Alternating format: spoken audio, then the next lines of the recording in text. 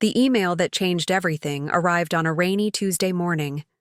I still remember staring at the screen, my coffee growing cold beside me, as I read the name in my inbox. Marcus Reed. 5 years had passed since I'd heard from him.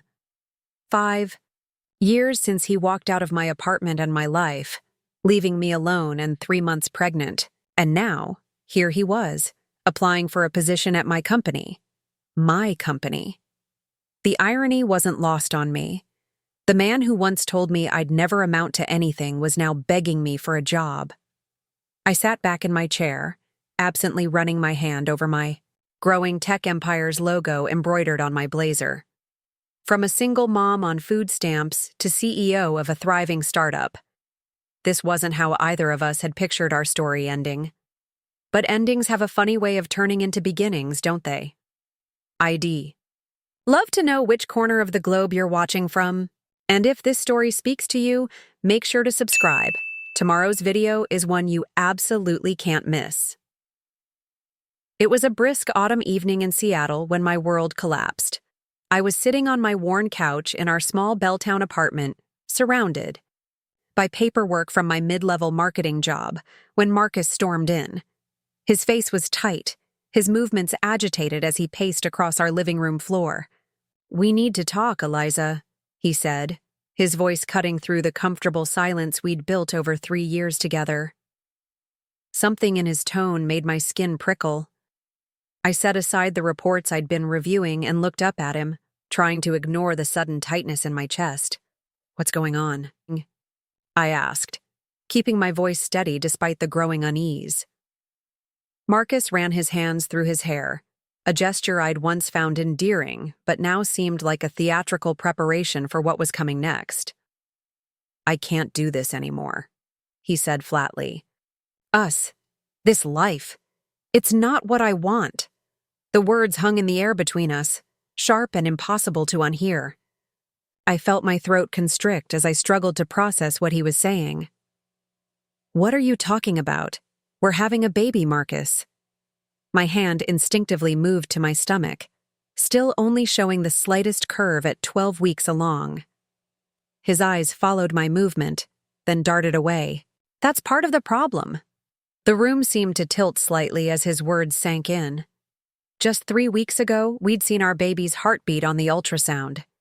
He squeezed my hand, whispered that he couldn't wait to meet our little one. "Had that all been a lie? You said you wanted this," I whispered, hating the tremor in my voice. Marcus laughed, a hollow sound that contained no humor. "I said what you wanted to hear, Eliza. That's what people do when they're trapped." "Trapped?" The word felt like a slap. "No one trapped you. We made decisions together." He shook his head, already moving toward our bedroom. "I never decided on a baby. That was your decision." I followed him, watching in stunned silence as he pulled a suitcase from our closet and began throwing clothes inside. His movements were hurried but deliberate, as if he'd rehearsed this moment. "You can't just leave," I said, my voice rising, with panic. "We need to talk about this. We can figure it out." Marcus didn't even pause as he continued packing. "There's nothing to figure out.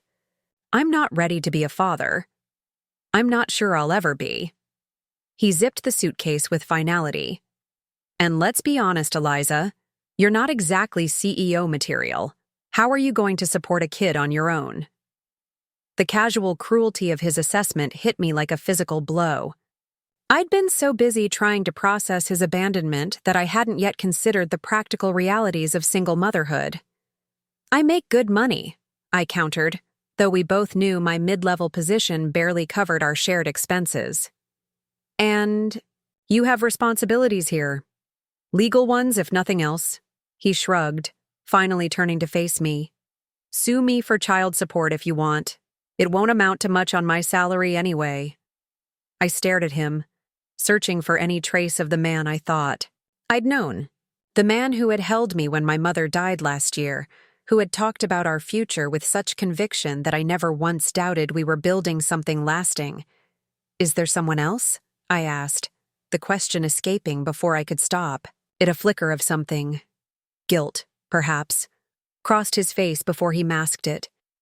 That's not the point. But it was enough. How long? My voice had gone quiet now, unnaturally calm in the face of this betrayal. It doesn't matter. It matters. To me. Marcus sighed, checking his watch as if this conversation was keeping him from something important. A few months, but this isn't about her. I was already having doubts about us before anything happened. A few months. Which meant while I'd been suffering through morning sickness, while I'd been excitedly planning for our future together, he'd been building an escape route with someone else. "You're a coward," I said, the words emerging with surprising clarity through my shock. "Walking out on your child before they even have a chance." His face hardened. "Better now than after they're born. Trust me, they're better off without me." On that point, at least, we suddenly agreed. He grabbed his suitcase and moved toward the door. I didn't try to stop him. My body felt frozen in place. My mind struggling to process the speed with which my life was imploding. At the threshold, he paused, fishing in his pocket. "Here," he said, tossing his key onto the side table. "I won't need this anymore." The door closed behind him with a soft click that belied the devastation he'd left in his wake. The apartment, so cozy just minutes before, now felt cavernous, achingly empty. I sank to the floor, my back against the wall, and waited for the tears to come. But they didn't.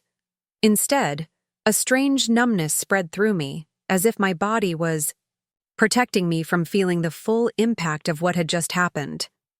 The soft glow of my laptop screen caught my attention from where I'd left it on the coffee table. Open on the screen was a project I'd been working on, marketing plans for a new app launch. In that moment, staring at my work, something shifted inside me.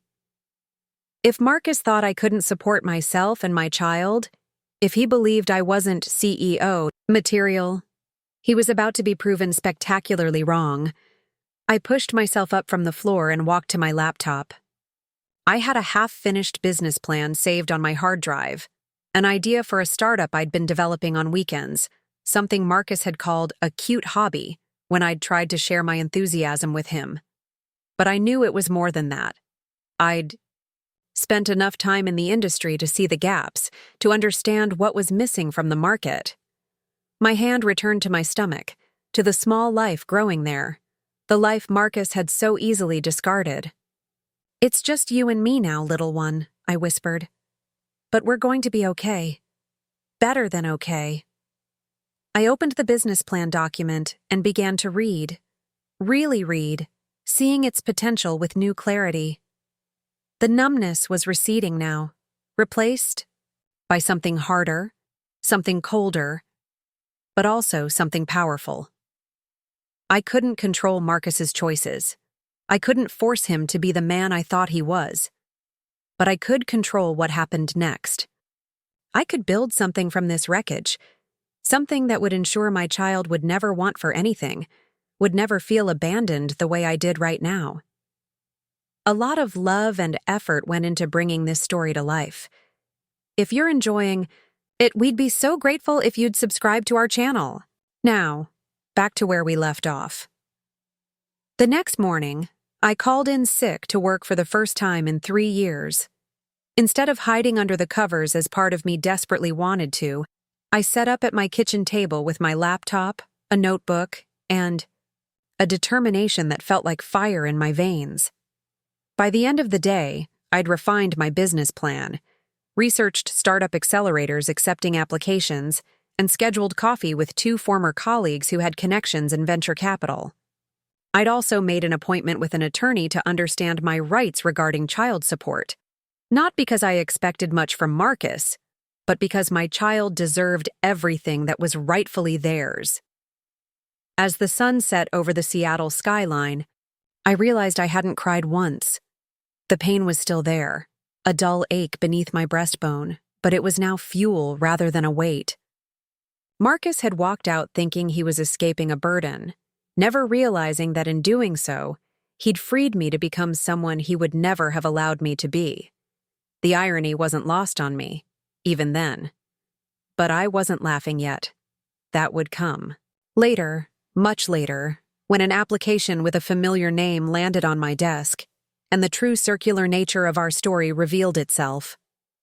The weeks following Marcus's departure blurred together in a haze of nausea, some from pregnancy, some from stress, and some from the sheer magnitude of what I was attempting to do.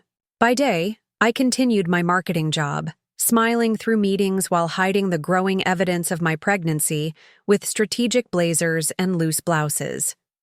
By night, I transformed into a one-woman planning machine, fueled by herbal tea and desperation. My apartment had become command central for Operation New Life, as I'd started calling it in my head. Sticky notes covered my refrigerator with lists of potential investors, startup competitions, and tech incubators accepting applications. My coffee table disappeared beneath market research printouts, competitor analyses, and financial projections that I revised nightly. What had once been a vague idea, a platform connecting small businesses with freelancers that specialized in their exact needs, now consumed every spare moment of my life. I'd seen firsthand the inefficiencies of generic freelance marketplaces during my years in marketing. Small businesses wasted countless hours and dollars sorting through applicants who weren't truly qualified for their specific industry. My platform would change that, using specialized algorithms to match skills and experience with exact business needs. The irony wasn't lost on me that I was building a business around the concept of finding the perfect match when my own personal match had proven so catastrophically wrong. 6 weeks after Marcus walked out, I sat in my OB/GYN's office, waiting for my 18-week appointment. The waiting room was filled with other pregnant women, most accompanied by partners who held their hands or flipped through parenting magazines. I kept my eyes firmly on my tablet, making notes on a pitch deck I was preparing, ignoring the occasional, pitying glances from the couples around me. "Eliza Bennett?" The nurse called my name, and I gathered my things, following her to the exam room. Dr. Patel entered a few minutes later, her kind eyes taking in my solitary presence. She'd met Marcus at my first appointment, but hadn't asked about his absence at the 12-week visit that came just after he left. I appreciated her discretion. "How are you feeling, Eliza?" she asked, settling onto her stool. "Physically, much better," I answered truthfully. "The morning sickness has finally backed off." She nodded, making a note in my chart. "And emotionally, I hesitated, unused to discussing the tornado that had become my emotional state. "I'm adjusting." Dr. Patel's eyes softened. "Single parenting isn't easy, but I've seen many women thrive in circumstances similar to yours." "I don't have much choice but to make it work," I replied, attempting a smile. "No, I suppose not." She glanced at my tablet, still open to spreadsheets and projections. "Working hard, I see." "Starting a business," I said, surprised at the pride. That crept into my voice. It was the first time I'd said those words aloud to anyone outside my small circle of confidants. "A tech startup. I'm applying to accelerator programs." Her eyebrows rose, impressed rather than doubtful. "That's ambitious, especially with a baby on the way." "Because of the baby," I corrected gently. "I need to build something stable, something that belongs to me. Something no one can walk away from and leave us with nothing." I didn't add. Dr. Patel nodded, understanding passing between us. "Well, let's make sure both you and baby are healthy for this journey ahead. Ready to see how your little one is doing. Today?" The cold gel on my growing belly was a small shock, but nothing compared to the wave of emotion that hit me when the image appeared on the screen. My baby had transformed from the bean-shaped blur of my 12-week scan to something undeniably human. Tiny fingers, a distinct profile, legs kicking with surprising energy. "Do you want to know the sex?" Dr. Patel asked, moving the wand to get a better angle. I nodded, unable to speak past the lump in my throat. "It's a girl," she said softly. "And she looks perfect." A daughter. I was having a daughter. Somehow, this knowledge made everything more real, more urgent. I hadn't allowed myself many moments of emotional vulnerability since Marcus left, but in that sterile exam room, watching my daughter dance on the grainy screen, I felt tears slide down my temples. "She's strong," Dr. Patel commented, pointing to the steady thrum of her heartbeat. "Just like her mother." I clung to those words as I left the appointment, the ultrasound images safely tucked into my purse. Strong. I needed to be strong, stronger than I'd ever been before. That evening, I received the email I'd been both hoping for and dreading, a response from EmergeTech, one of Seattle's most prestigious startup accelerators. They wanted me to pitch to their selection committee, in person, in 2 weeks. I stared at the screen, simultaneously elated and terrified. This was my chance, perhaps my only chance, to secure the seed funding and mentorship I needed to turn my concept into reality. But I was nearly 5 months pregnant, a fact impossible to hide. Would they take me seriously? Would they see a desperate single mother rather than a driven entrepreneur? My finger hovered over the reply button, doubt creeping in around the edges of my determination. I'd been surviving on sheer momentum since Marcus left, but now the magnitude of what I was attempting crashed over me. Starting a business was hard enough for anyone. The statistics were grim. Over 90% of startups failed. Add in single motherhood, no safety net, and a ticking clock that gave me mere months before my life would be consumed by midnight feedings and diaper changes, the odds seemed insurmountable. For the first time since that night Marcus walked out, I allowed myself to consider the easier path.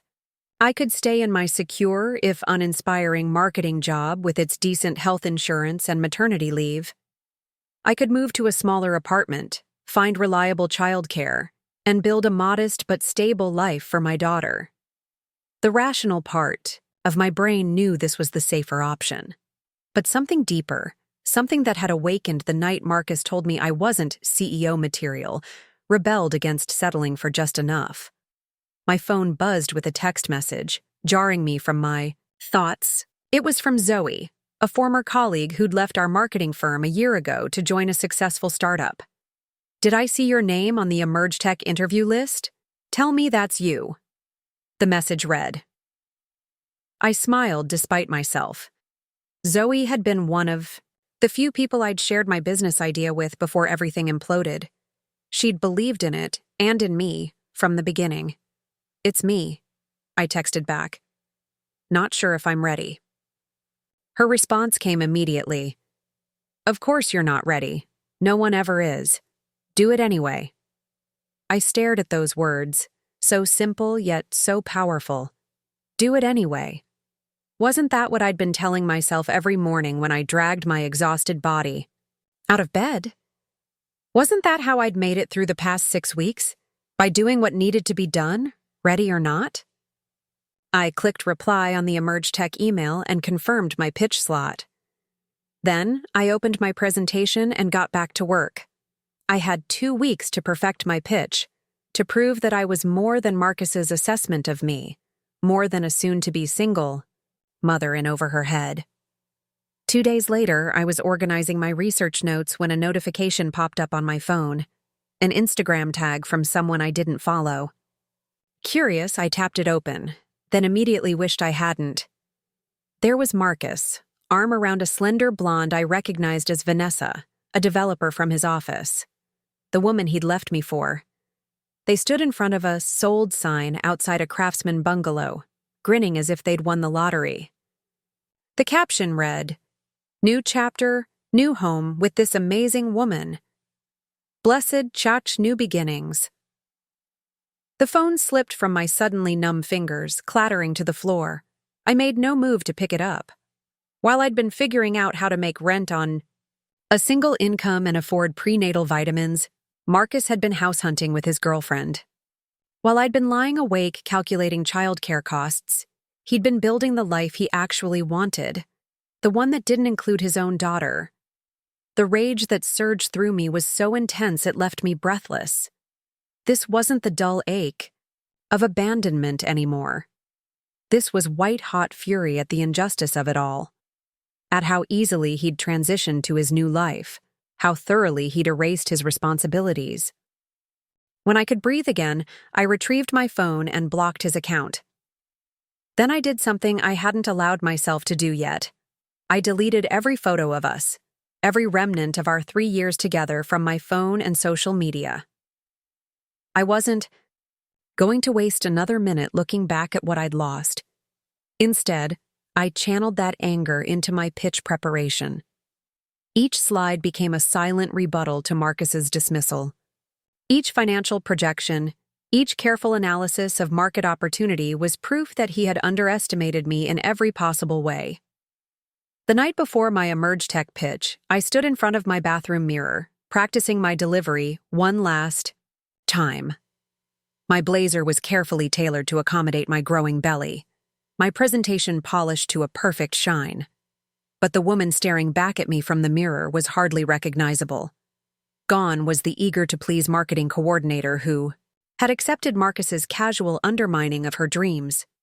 In her place stood someone harder, more focused, with a glint of steel in her eyes that hadn't been there before. "My name is Eliza Bennett," I said in my reflection, "and I'm about to change the way small businesses connect with talent." I rested my hand on my stomach, feeling my daughter's now familiar flutter of movement. "And no one," I whispered, "will ever tell either of us what we can't do again." The Emerge Tech offices occupied the 15th floor of a gleaming downtown Seattle high-rise, all glass and brushed steel with panoramic views of Elliott Bay. I arrived 30 minutes early, unwilling to risk even a second of tardiness. The receptionist directed me to a small conference room where other hopeful entrepreneurs waited, each of us trying not to look as nervous as we felt. I was the only visibly pregnant person in the room, and the only woman. As I settled into one of the minimalist chairs, I felt the weight of curious glances. The tech world's gender imbalance wasn't news to me. I'd navigated it throughout my marketing career, but I'd never felt it quite so acutely. 6 men in various iterations of the startup uniform, expensive jeans, button-downs, designer sneakers, eyed me with expressions ranging from polite curiosity to barely disguised skepticism. "First time pitching?" The question came from the man beside me, who looked barely old enough to have graduated college. His casual confidence suggested he'd done this before. "Is it that obvious?" I asked, forcing a smile. He shrugged. "Everyone's nervous for the first time. I'm Damon, by the way. This is my 3rd accelerator. First 2 startups didn't make it past seed funding, but this one's the winner." He tapped his tablet. "Cryptocurrency trading platform with AI-driven market predictions." "Eliza," I introduced myself. "Freelance talent matching platform for small businesses." "Interesting space," he nodded, though his tone suggested he found it considerably less exciting than cryptocurrency. His eyes flickered to my stomach, then quickly away. "So, when are you—" "Due in 4 months, I said, keeping my voice neutral. "Just in time for demo day if we get selected." He blinked, clearly trying to process this information. "That's some timing. It wasn't exactly planned this way," I admitted. "But I'm making it work." Before he could respond, the door opened and a woman with a clipboard appeared. "Damon Chen, you're up first." He stood straightening his shoulders. "Good luck," he said to me, seeming to mean it. "You too." As Damon disappeared through the door, I pulled out my tablet and reviewed my slides one last time. The facts and figures were solid. I knew my market. I understood the problem I was solving. But would the panel see past my pregnancy to the viable business beneath? One by one, the other entrepreneurs were called in. Each returned looking either cautiously optimistic or utterly defeated. Finally, my name was called. The main conference room was intimidating, a long table surrounded by 8 people, each with laptops open in front of them. At the center sat Vivian Torres, EmergeTech's founder and a legend in the Seattle startup scene. Her critical gaze sized me up as I connected my tablet to the presentation screen. "You have 12 minutes for your pitch," she said without preamble. "Then we'll have 8 minutes for questions. Begin when you're ready." I took a deep breath, centering myself. Then I launched into the pitch I'd rehearsed until I could recite it in my sleep. "Small businesses are the backbone of our economy, but they're being failed by current freelance platforms," I began, my voice steadier than I'd expected. "These businesses waste an average of 15 hours per project sorting through unqualified applicants and freelancers, waste similar time applying for jobs they're unlikely to get. My platform, Skill Match, solves this problem through industry-specific matching algorithms that connect businesses with freelancers who have verifiable experience in their exact field." I moved through my slides with practiced precision, walking them through market size, revenue model, competitive analysis, and growth projections. I demonstrated the prototype I'd built, showing how a restaurant owner looking for social media help would be matched only with freelancers who had proven experience in food service marketing, not just generic social media skills. As I spoke, I could see interest kindling in several panel members' eyes. Even Vivian's stern expression had softened slightly. No one seemed to be staring at my baby bump anymore. They were focused on my screens, my numbers, my vision, until the questions began. "Your technical solution is impressive," began an older man at the end of the table. "But I'm concerned about your ability to execute given your—" He paused, searching for the appropriate word. "Personal situation. Building a startup is all-consuming. Do you have the bandwidth for both a newborn and a new company?" There it was, the question I'd been dreading and preparing for in equal measure. "Appreciate your concern," I said, meeting his gaze directly. "I've developed a detailed operational plan for the first year that accounts for my daughter's arrival. I've secured agreements with 2 senior developers who will join full-time upon funding, and I've arranged a flexible childcare solution with my neighbor, a retired nurse who's eager to help." I pulled up a slide I'd prepared but hadn't planned, to show unless necessary, a timeline that mapped out product development milestones alongside my maternity recovery. "As you can see, I've built in contingencies for every stage. I'm not approaching this naively. Being a single mother isn't a liability for this business. It's actually part of why I'm uniquely positioned to make it succeed. I understand firsthand the need for flexible work arrangements and the untapped talent pool they can access." Vivian leaned forward, her interest visibly piqued. "You're a single parent?" I nodded, keeping my expression neutral. "Yes. It wasn't my original plan, but I've adapted." "So this is personal for you," she stated rather than asked. "The business model is based on market opportunity and solid data," I clarified, unwilling to be dismissed as an emotional investment. "But yes, I understand the value of flexible work on a personal level." Vivian's lips curved slightly. "Sometimes the most successful businesses come from solving our own problems." The questions continued, probing my financial projections, my customer acquisition strategy, my technical infrastructure. I answered each one confidently, revealing the depth of research and planning I'd done. By the time my 20 minutes were up, the energy in the room had shifted noticeably. "Thank you, Ms. Bennett," Vivian said as I gathered my things. "We'll be in touch within a week." I nodded, thanked them for their time, and walked out with my head high, though my knees felt like jelly once I reached the hall. I'd done it.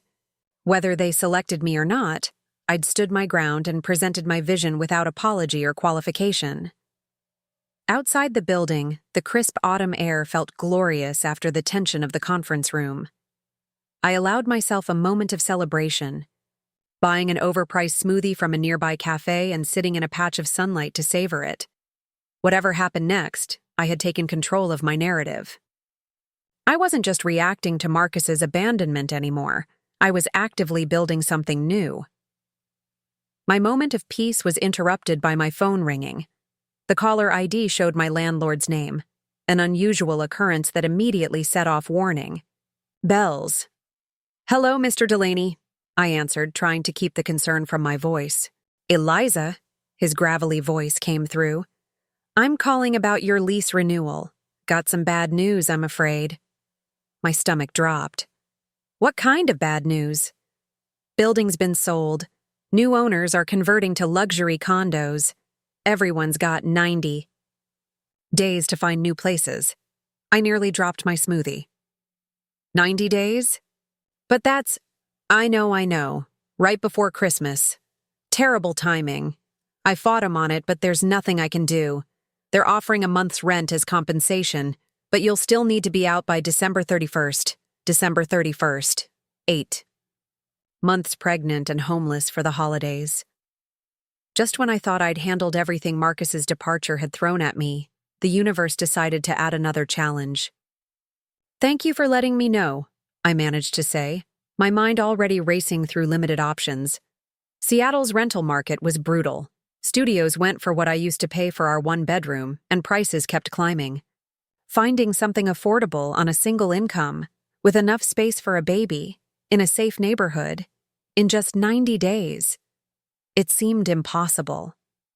As I hung up, a notification from my banking app flashed across my screen. Automatic payment failed. I opened it with a growing sense of dread. My car insurance payment had bounced. A quick check of my account confirmed what I'd been trying to ignore. My safety net was nearly gone. Between the prototype development costs, the tailored maternity work clothes for interviews, and the medical bills my insurance didn't cover, my savings had dwindled to dangerously low levels. I sat on that bench, sunshine suddenly feeling less warm, overwhelmed by the cascade of obstacles. For a brief, terrible moment, I considered calling Marcus, not to reconcile, but simply to demand the financial support our child deserved. But the thought of his smug face, of giving him any power over our lives again, steeled my resolve. I would find another way. I always did. My phone buzzed again, this time with an email notification. The sender was Vivian Torres. My heart hammered as I opened it, certain it was too soon for a decision from Emerge Tech. The message was brief. "Eliza, I was impressed by your pitch today. Are you free for coffee tomorrow morning? I'd like to discuss your business model further." Vivian, I read it 3 times, hardly daring to believe it. A personal meeting with Vivian Torres wasn't a guarantee of selection, but it was certainly promising. Maybe, just maybe, the tide was starting to turn. I typed my response with trembling fingers, confirming that I could meet her at the cafe she suggested. Then I gathered my things and headed for the bus stop, my mind calculating and recalculating my budget. If the building was being sold, perhaps I could negotiate an earlier exit in exchange for a larger compensation package. The money could cover a deposit on a new place. If Emerge Tech selected me, the stipend would help with living expenses. If they didn't, well, I'd face that if it happened. As the bus carried me back to my soon-to-be former home, I felt my daughter kick, a strong, decisive moment that made me smile despite everything. "We're going to figure this out," I promised her quietly. "One problem at a time." The elderly woman beside me smiled, misunderstanding my whispered words as a general expression of pregnancy wonder. "First baby?" she asked kindly. I nodded, returning her smile.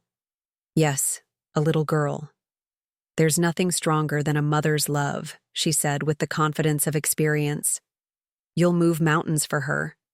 Mountains, eviction notices, failed payments, and skeptical investors. I'd move them all if I had to. The path ahead wasn't clear yet, but I'd find a way forward. For both of us. The cafe Vivian had chosen was tucked away on a side street in the South Lake Union district, far from the corporate coffee chains that dotted downtown. It was an unassuming place with mismatched furniture and local art on the walls, but judging by the line stretching to the door, they took their coffee seriously. I arrived 15 minutes early, a habit ingrained from years of trying to prove myself in corporate environments. Despite my punctuality, Vivian was already there, occupying a small table by the window, 2 steaming mugs in front of her. "Mint tea," she said as I approached, gesturing to one of the mugs. "I figured coffee might not be ideal in your condition." The thoughtfulness of the gesture caught me off guard. "Thank you," I said, settling into the chair across from her. "That's very considerate." Vivian Torres didn't look like most tech executives I'd encountered. In her early 50s, she wore her silver-streaked hair in a short, practical cut, and her outfit, dark jeans, a simple blouse, and a well-worn leather jacket, spoke of practicality rather than power. But her reputation in the industry was legendary. After selling her second startup to Google for 9 figures, she'd devoted herself to nurturing the next generation of entrepreneurs through Emerge Tech. "I'll get straight to the point," she said, taking a sip of her coffee. "Your pitch yesterday was impressive. Clean problem statement, solid market analysis, clear revenue model. But what caught my attention wasn't on your slides." I tensed slightly, mentally preparing for another comment about my pregnancy. "It was your adaptability," she continued, surprising me. "When questioned about your personal circumstances, you didn't get defensive or make excuses. You showed us a contingency plan that demonstrated you've thought through the challenges realistically." She leaned forward, her dark eyes intent. "That's rare, Eliza. Most founders come in with blind optimism and get rattled at the first hint of skepticism. You've clearly faced some significant obstacles already, but you've turned them into strategic thinking." "I've had to," I admitted. "The past few months haven't left much room for blind optimism." A hint of a smile crossed her face. "The panel is still deliberating on the cohort selections, but regardless of that outcome, I wanted to meet with you personally because your situation resonates with me." She paused, seeming to consider how much to share. 23 years ago, I was launching my first startup while going through a messy divorce. My ex-husband told everyone in our industry that I was too emotionally unstable to run a company. Her expression hardened at the memory. 2 years later, I sold that company for $12 million. My eyes widened. This wasn't part of the Vivian Torres origin story that circulated in tech circles. "The thing is," she continued, "I nearly didn't make it through those first 6 months. Not because I lacked ability, but because I lacked support. No one wanted to invest in a newly divorced woman with something to prove." She took another sip of her coffee. "I'm telling you this because I see something familiar in you.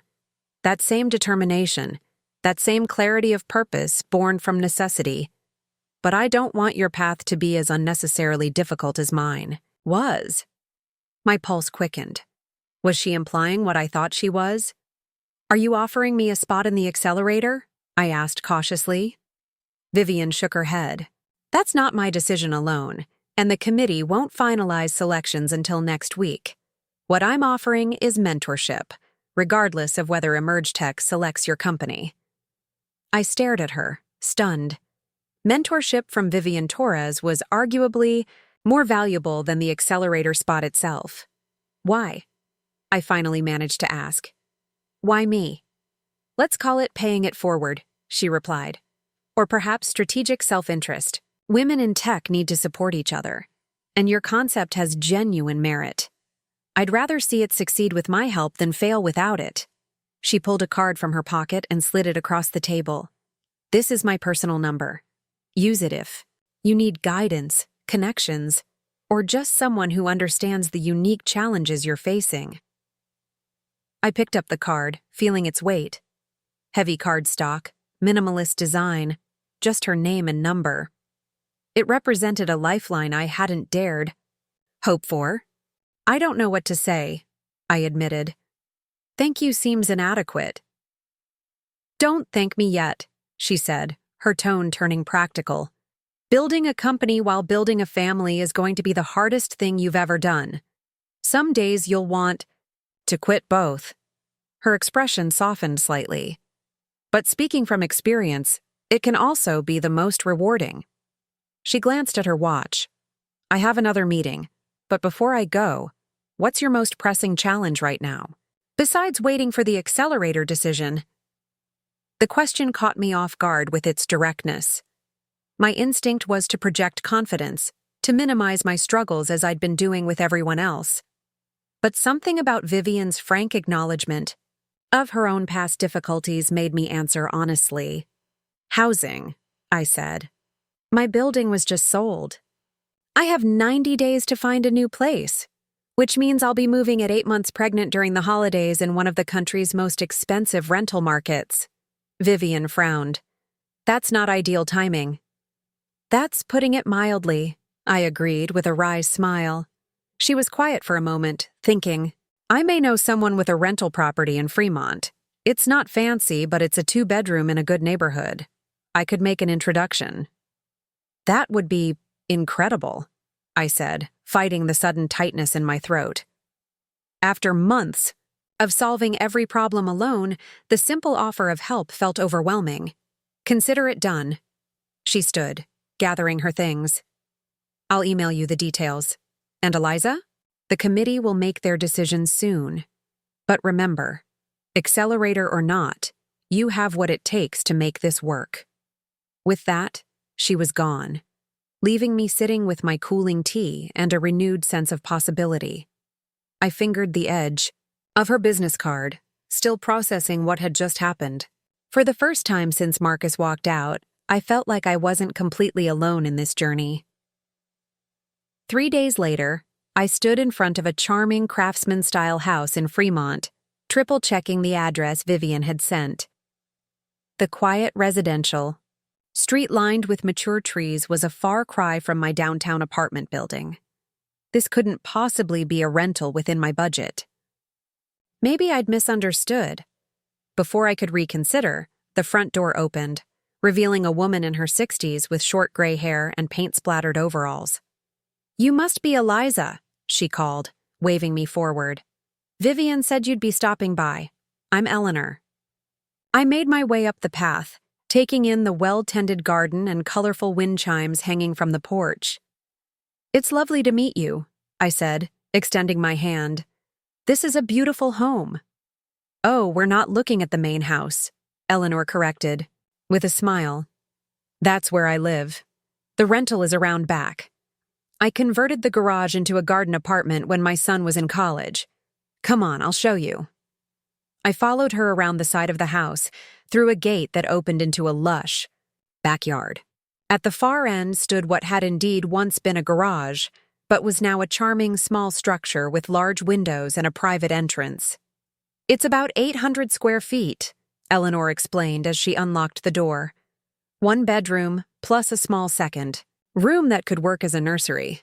Vivian mentioned what you're expecting. The interior was simple but immaculate.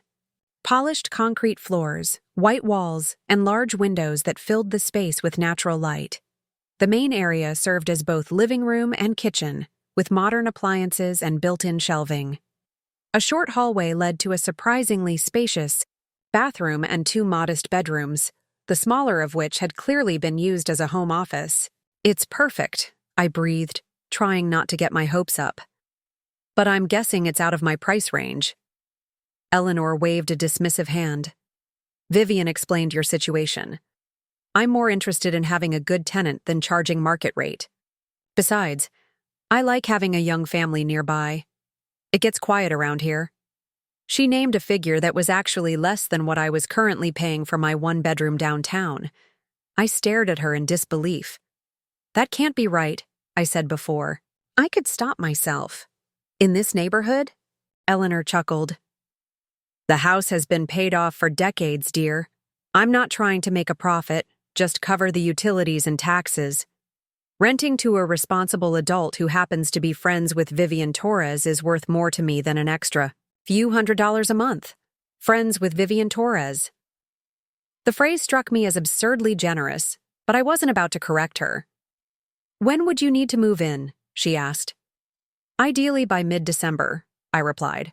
Before the holidays and before I get any bigger.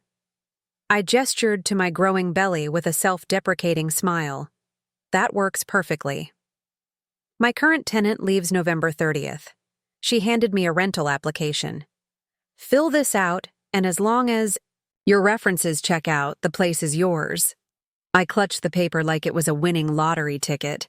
After the relentless stream of setbacks, this unexpected stroke of good fortune felt almost suspicious.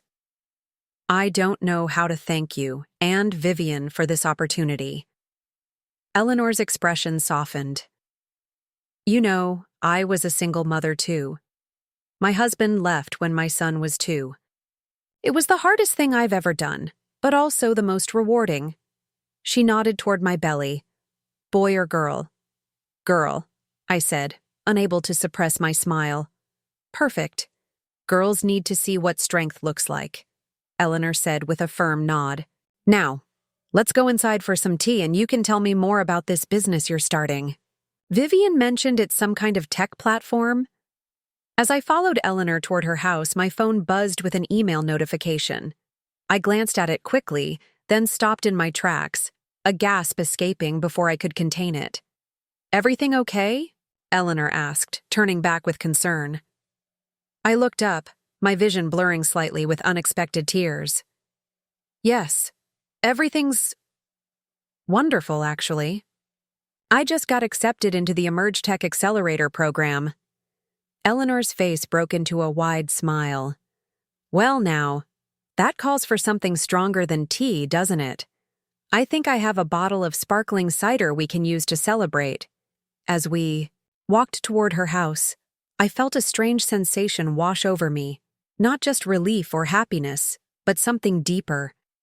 For the first time since Marcus's betrayal, I wasn't merely surviving. I was starting to build something real, a home, a business, a future.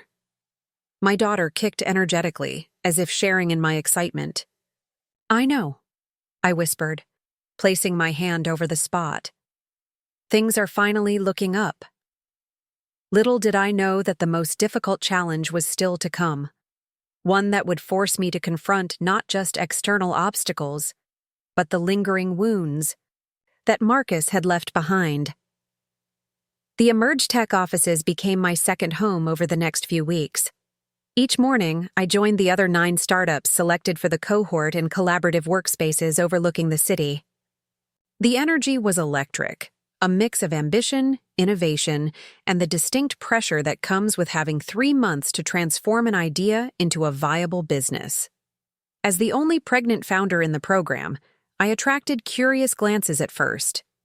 But those quickly faded as we all became consumed by the grueling pace of development. Emerge Tech's accelerator name wasn't just clever branding. Everything about the program was intensified and compressed. We had weekly milestones, daily mentoring sessions, and constant pressure to iterate, pivot, and perfect our concepts before demo day. I thrived on it. After months of working alone at my kitchen table, the structure and resources felt like oxygen to a suffocating person. I had access to top developers, design experts, and mentors who helped refine my platform's interface and matching algorithms. The $50,000 seed investment that came with the program allowed me to hire a small development team, 2 talented programmers who believed in my vision enough to accept partial payment in equity. My days started at 5 a.m. with prenatal yoga, a concession to my doctor who warned me about stress levels during pregnancy, followed by 12 hours of intense work interspersed with investor meetings, user testing sessions, and technical consultations. I usually arrived home to Eleanor's garden apartment around 8 p.m., exhausted but exhilarated by the tangible progress we were making. "You're pushing yourself too hard," Eleanor commented one evening, as she spotted me waddling up the garden path. My laptop bag slung over one shoulder and takeout dinner in the other hand. She had taken to leaving her porch light on for me, a small gesture that always warmed my heart. "The accelerator only runs for 12 weeks, I explained, pausing at her gate. "I need to make every day count." She frowned, the concern evident in her lined face. "That baby of yours doesn't care about accelerator timelines, dear. She'll come when she's ready." "That's why I'm working so hard now," I said, patting my 7-month belly. We're nearly finished with the beta version. Once it's launched, I can afford to slow down a bit. Eleanor didn't look convinced, but she nodded. At least let me send over some proper dinner. You can't live on those takeout containers. I started to protest, but stopped myself.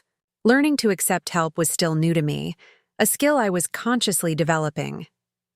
That would be wonderful, thank you. That night, after devouring Eleanor's homemade lasagna, infinitely better than the sad salad I'd picked up, I sat cross-legged on my bed, surrounded by user testing reports. Skill Match's beta launch was scheduled for the following week, a soft release to 50 small businesses and 100 pre-screened freelancers. If all went well, we'd expand to full launch just before demo day. My phone buzzed with a text from Zoe, who had become an unofficial advisor to Skill Match. Just saw the final beta interface. It's gorgeous. You're going to crush this launch. I smiled, sending back a quick thank you. Zoe's enthusiasm had been a constant source of encouragement, especially on days when pregnancy exhaustion collided with startup stress. She'd even volunteered to help organize the beta testing pool, leveraging her contacts in the Seattle tech community. I was about to return to my reports when another message appeared, this one from Vivian. How are you feeling about Tuesday's launch? Need anything from me? Vivian's mentorship had proven even more valuable than I'd anticipated. While she maintained professional boundaries with all the cohort founders during program hours, she'd made good on her promise of additional support. Our weekly coffee meetings had become a highlight, a chance to discuss not just business strategy, but the personal challenges of my unique situation. Nervous, but ready, I texted back. The team did incredible work on the final UI improvements. Her response came quickly. Nervousness is appropriate. It means you care. Get some sleep tonight. You'll need your energy for launch week. Sleep. It seemed like a distant memory. Between my growing daughter's nocturnal acrobatics and my racing mind, quality rest had become elusive. Still, I knew Vivian was right. I closed my laptop, organized my notes for the morning, and performed my nightly ritual of talking to my daughter as I applied cocoa butter to my stretched skin. Just a few more months, little one, I told her as she pressed what felt like a foot against my ribs.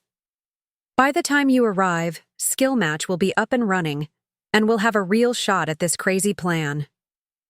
As if in response, she delivered a particularly enthusiastic kick. I laughed, interpreting it as approval. I'll take that as a yes vote. Launch day arrived with the crisp clarity of a perfect Seattle autumn morning. The team gathered early at IG Emerge Tech, the nervous energy palpable as our lead developer, Raj, prepared to deploy the beta version. Final checks complete, he announced, his fingers poised over the keyboard. Ready to go live? I took a deep breath, acutely aware that this moment represented months of work, sacrifice, and determination. Do it. With a few keystrokes, Skill Match Beta was alive. The team erupted in restrained cheers, restrained because we all knew this was just the beginning. Now came the real test. Would actual users find value in our platform? We'd prepared a detailed monitoring dashboard to track every interaction, from signups to matches to completed projects. For the first hour, we all huddled around the screens, watching the numbers tick up as our beta users received their access emails and began exploring the platform. First sign-in, called out Maya, our UI designer, as the dashboard registered. Activity. And another 5 more. They're coming in. By mid-morning, 37 of our 50 businesses had logged in, and 63 freelancers had completed their detailed skill profiles. The real magic would happen when the matching algorithm began connecting them based on specific industry, experience, and verified skills. First match request submitted, Raj announced around noon, triggering another round of celebration. Business ID 12 is looking for an e-commerce copywriter with fashion industry experience. We watched in collective anticipation as the algorithm processed the request, comparing it against our freelancer database. Moments later, the system returned 3 potential matches, ranked by relevance. It works, I whispered, a lump forming in my throat as I watched our creation performing exactly as designed. It actually works. Vivian appeared at my side, having quietly entered during the excitement. Of course it works, she said with a small smile. You built it. The rest of launch day passed in a blur of monitoring, minor bug fixes, and cautiously optimistic progress reports. By evening, we had 15 active project negotiations happening on the platform. Businesses and freelancers discussing details, sharing portfolios, and moving toward agreements. This is just the beta group, Maya reminded us as we gathered. For a quick champagne toast, sparkling water for me, at the end of the day. Imagine what happens when we open to the public. I allowed myself to imagine it. Thousands of small businesses finding exactly the talent they needed without wasting time and resources. Freelancers connect with opportunities perfectly suited to their specific skills. The vision that had sustained me through the darkest days after Marcus left was becoming tangible reality. As the team dispersed, Vivian lingered behind. You should be proud, she said. Many founders never make it to this point. We still have a long way to go, I cautioned, ever aware of the precarious nature of startups. True, she acknowledged. But take a moment to appreciate this milestone. You've overcome more obstacles than most to get here. I nodded, allowing the satisfaction to settle in. Thank you. For everything. Don't thank me yet, she replied with her characteristic directness. Demo day is still 6 weeks away, and that's when the real work begins. Investors will be watching, and your competition won't be limited to this cohort. I know. We'll be ready. She studied me for a moment. You've done the impossible, Eliza. You've built a promising company while growing as a human being, but the next month is critical for both. Promise me you'll pace yourself. I'll try, I offered, knowing it was the most honest answer I could give. Vivian seemed to accept this. Good enough. Now go home and get some rest. Tomorrow we start preparing. Your investor pitch. The following week brought our first real challenge.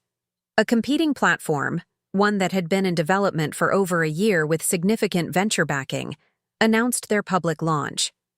Their model wasn't identical to ours, but the overlap was substantial enough to concern our team. They have a 15-month head start and $5 million in funding, Raj pointed out during our emergency strategy meeting. Their platform already has hundreds of reviews. But their matching is generic, Maya countered, pulling up their website. They're not focusing on industry-specific expertise like we are. It's just another broad marketplace. I studied their interface, noting the similarities and differences. We need to emphasize our differentiator more clearly, I decided. Our entire value proposition is the quality of matches based on verified industry experience. Let's double down on that in all our messaging. The team nodded, energized rather than defeated by the competition. We spent the next 3 days refining our onboarding process to highlight our specialized matching, updated our marketing materials, and reached out personally to our beta users for feedback. The response was encouraging. Our early users consistently praised the quality of matches they received, with several reporting they'd found perfect collaborators on their first try, something that had never happened on generic platforms. This is exactly what makes Skill Match special, I told the team as we reviewed the feedback. We're not trying to be everything to everyone. We're solving a specific problem better than anyone else. As we refined our approach in response to the competition, I found myself thinking about Marcus for the first time in weeks. His dismissive assessment of my potential seemed absurd now as I led a talented team through a critical pivot. I wondered briefly what he would think if he could see me now, then realized with quiet satisfaction that I no longer cared. My focus had shifted entirely to the future. To demo day, to my daughter's impending arrival, to the company I was building. Marcus belonged to the past, a chapter closed and largely forgotten, or so I thought, until the day his name appeared in my professional inbox, attached to a job application for Skill Match's newly posted customer success position. I stared at the email notification, certain I was hallucinating from pregnancy hormones and exhaustion. Marcus Reed. The name jumped out from my screen like an accusation, like a ghost materializing from my past. My finger hovered over the delete button, the instinctive response to anything associated with him.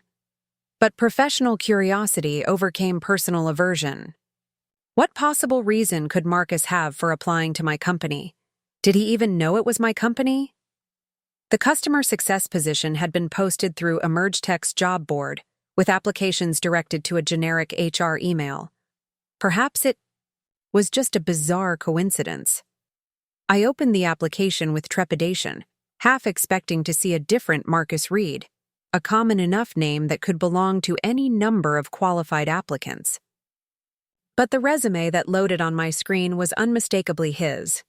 The same education history, the same early career positions I'd helped him format years ago. What shocked me more than his application was his current employment status. According to his resume, Marcus was no longer at the prestigious tech firm where he'd worked during our relationship. Instead, he listed a series of short-term contracts over the past year, each progressively less impressive than the last. His most recent position was a 3-month customer service role at a struggling startup that I knew had recently laid off half its staff. I pushed back from my desk, my mind racing. The timing was too perfect to be coincidence. He must know Skill Match. Was my company. But why apply? To apologize? To spy? To sabotage? None of these explanations aligned with the Marcus I knew. A man who avoided confrontation and emotional complexity at all costs. "Everything okay?" Maya asked, glancing up from by her desk across our shared workspace at EmergeTech. "You look like you've seen a ghost." "Something like that," I murmured, closing the email. "Just an unexpected job applicant." Maya returned to her work, but I couldn't focus. The application had disturbed something I thought I'd put to rest.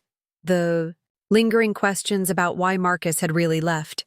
Why he'd been so cold, so final in his rejection of not just me, but our child. I'd stopped asking these questions months ago, channeling all that energy into building Skill Match instead. Now they came flooding back, unwelcome and distracting. I needed perspective, someone who could view this situation objectively. I texted, "Vivian, free for coffee this afternoon?" Something unexpected came up. Her response was immediate. 3 p.m. usual place. With that appointment set, I forced myself to compartmentalize. We had a platform to build, investors to impress, and only 5 weeks until demo day. Marcus Reed's sudden reappearance could wait. He applied for a job at Skill Match? Vivian's eyebrows shot up in surprise as she set down her coffee cup. That's either supremely confident or supremely stupid. Or desperate, I added, stirring my tea absently. His resume shows a pretty clear downward trajectory over the past year. Vivian leaned back, studying me. The question isn't why he applied. The question is, what are you going to do about it? I sighed, having spent the past few hours cycling through my options. The rational choice is to just reject the application and move on. We have plenty of qualified candidates, and hiring him would obviously be complicated. "But?" Vivian prompted, hearing the hesitation in my voice. "But I can't stop wondering why. Why now? Why my company? Does he even know I'm the founder?" I shook my head, frustrated by my own curiosity. Part of me wants to interview him just to see his face when he realizes.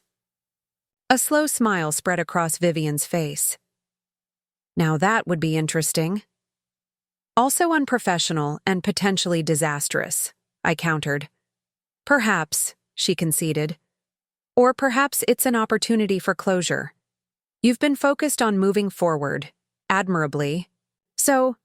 But have you truly processed what happened with him? The question hit uncomfortably close to home. I'd been so determined to prove Marcus wrong, to build something successful despite his abandonment, that I'd pushed aside the actual emotional work of healing. Not really, I admitted. There hasn't been time. Vivian nodded, unsurprised. That's the entrepreneur's classic excuse. Trust me, I've used it myself. But speaking from experience, unresolved personal issues have a way of affecting business decisions, especially when the two are as intertwined as they are in your case. So, you think I should interview him? I asked, still uncertain. I think you should do whatever allows you to move forward with the least amount of lingering baggage, she said carefully. If that means interviewing him to satisfy your curiosity, do it. If it means deleting his application and never thinking of him again, do that. She paused, her expression softening slightly. But remember, Eliza, you're not just making decisions for yourself anymore. You're leading a company, and in a few weeks you'll be parenting a child. What example do you want to set? It was a perspective I hadn't considered. What would I tell my daughter someday about how I handled this situation? Would I want her to know I'd run from the confrontation, or that I'd faced it with dignity and professionalism? I'll sleep on it, I promised Vivian. Thank you for the perspective. Sleep, however, proved elusive. I tossed and turned, my daughter, seemingly just as restless, her movements more pronounced than usual, as if she too sensed my unease. Around 2 a.m., I gave up and moved to the small living room of my garden apartment, making a cup of chamomile tea and pulling up Marcus's application, again on my laptop. I studied his resume more carefully this time, noting the gaps and inconsistencies. He'd left his previous firm about 6 months after walking out on me, roughly the time his face had appeared in that Instagram post with the sold sign and his new girlfriend. Has something gone wrong with his perfect new life? Had the girlfriend left him? Had the house fallen through? I shouldn't care, I told myself firmly. His problems weren't mine anymore. I had a business to run, a baby to prepare for, a future to build that had nothing to do with him. But as I sat there in the quiet darkness, I remembered something my mother had told me shortly before she died. Curiosity isn't a weakness, Eliza. It's how we learn and grow. Don't ignore the questions that keep you awake at night. By morning, I had made my decision. I forwarded Marcus's application to Raj with a note. This candidate has relevant experience. Let's include him in the first round of interviews. I didn't mention our history. I didn't need to. If Marcus made it through Raj's technical screening, I would face him myself in the final interview, and then perhaps I would finally get answers to those middle-of-the-night questions. The next week passed in a blur of pitch preparations, user feedback integration, and the 100 daily details of running a startup.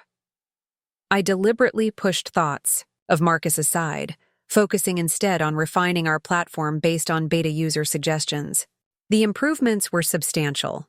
We streamlined the matching algorithm, enhanced the project management tools, and added a robust feedback system that helped freelancers build industry-specific portfolios. Raj had scheduled the first round of customer success interviews for Thursday, and I purposely avoided asking if Marcus had made the cut. I didn't want that knowledge distracting me from more important matters. On Wednesday afternoon, as I was reviewing our latest metrics dashboard, Raj stopped by my desk with a printout. Final interview candidates for tomorrow, he said, handing me the sheet. 3 strong options, all with relevant experience. I've scheduled them back-to-back starting at 1 p.m. I scanned the list, my heart skipping when I saw Marcus's name as the final interview at 3 p.m. He had made it through the technical screening. Tomorrow, I would face him for the first time in 8 months. 8 months that had transformed me. From a heartbroken pregnant woman into the CEO of a promising startup. These look good, I said, keeping my voice steady. Thanks for handling the first rounds.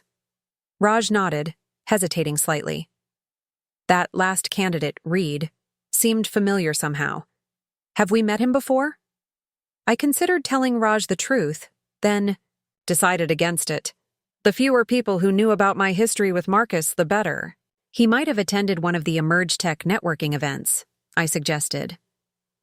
Raj accepted this explanation and moved on, but the interaction left me uneasy. Was I making a mistake by allowing this interview to happen? Was I letting personal curiosity override professional judgment?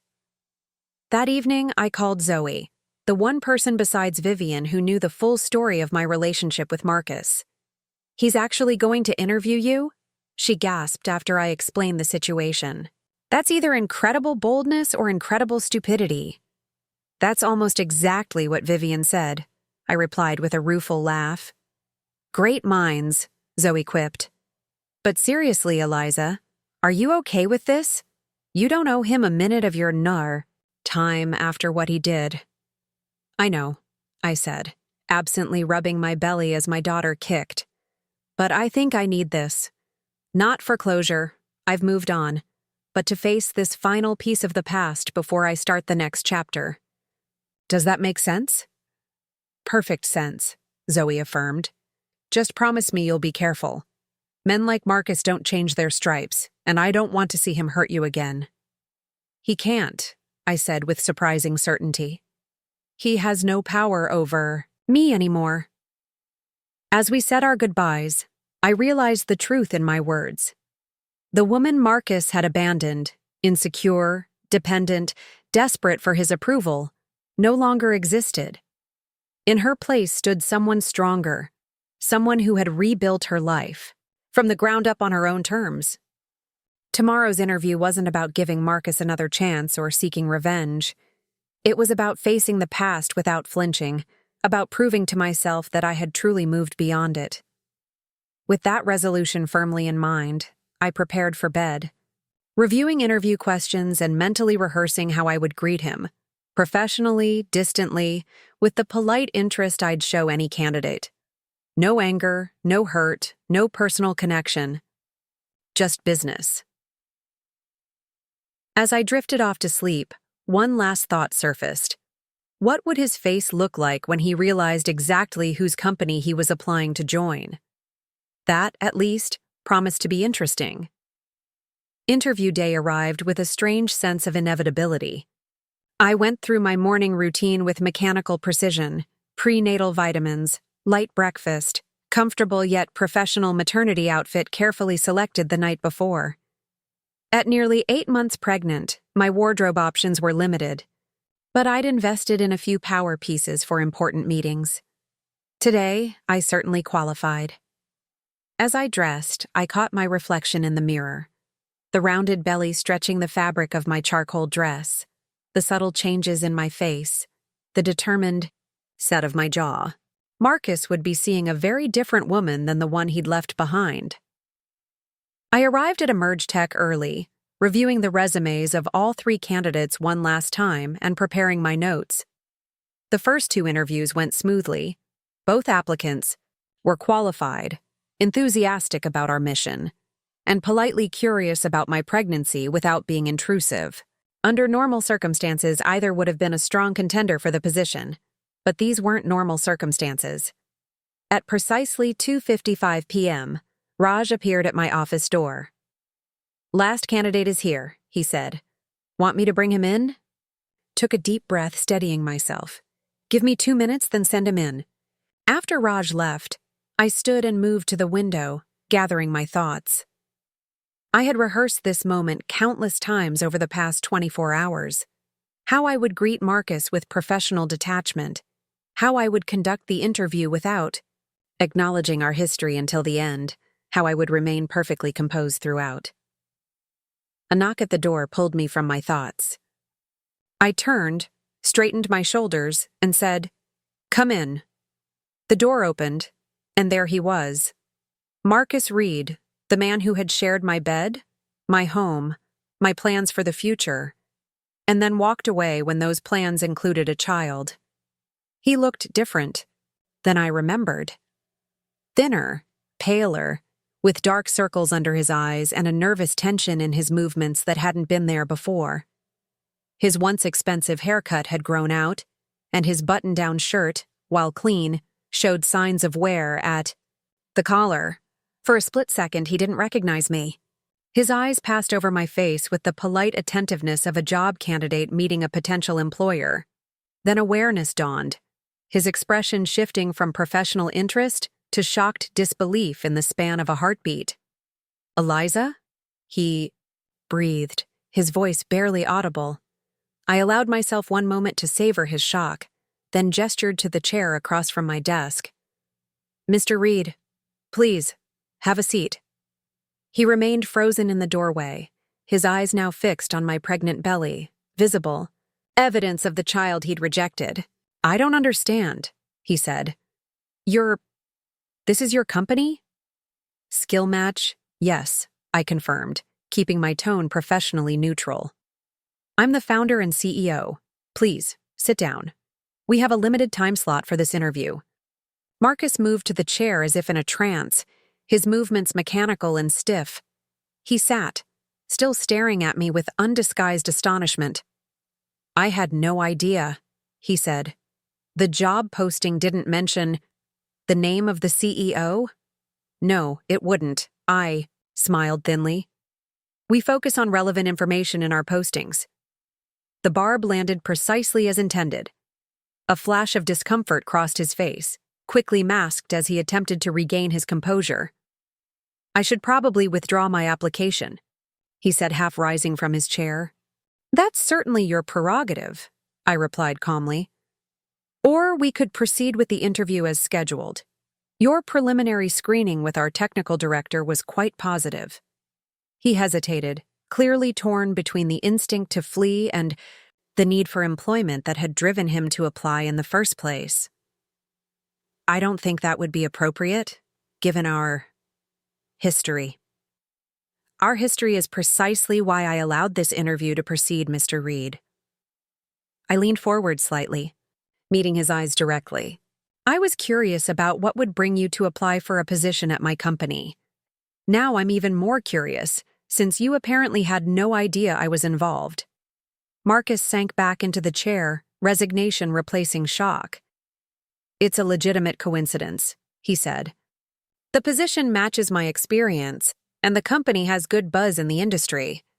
I've been following Skill Match since the beta launch. It's an impressive concept." He paused, looking genuinely uncomfortable. "Had I known it was yours, I never would have applied." "Why not?" I asked. "Are you unqualified for the position?" "No, that's not."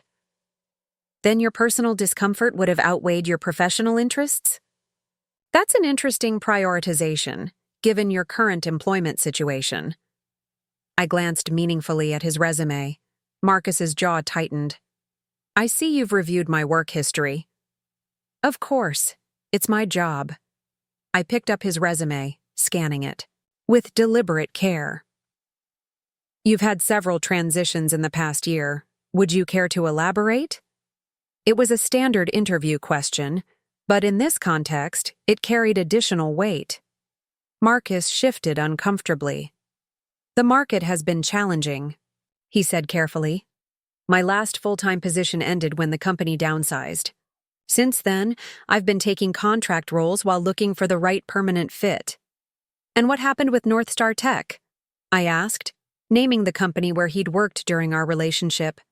"You left 6 months after last October." A flicker of surprise crossed his face, as if he hadn't expected me to track the timeline so precisely. "It wasn't a good fit anymore," he said vaguely. "I see." I set down his resume and folded my hands on my desk. "And your living situation? I believe you were purchasing a home in Magnolia last time I was aware of your personal circumstances." Marcus's face flushed. "That fell through," he said shortly. "Unfortunate." I allowed a brief pause, then redirected to standard interview questions about his experience with customer success strategies, his approach to problem solving, and his familiarity with our target market. To my surprise, he answered thoughtfully and competently. Despite his obvious discomfort, Marcus demonstrated genuine knowledge of our platform and offered several insightful suggestions for improving user onboarding. Had he been any other candidate, his responses would have been quite impressive. After 15 minutes of professional discussion, I checked my watch. We're nearly out of time. Do you have any questions for me about the position or the company? Marcus hesitated, then asked quietly, "Why are you doing this, Eliza?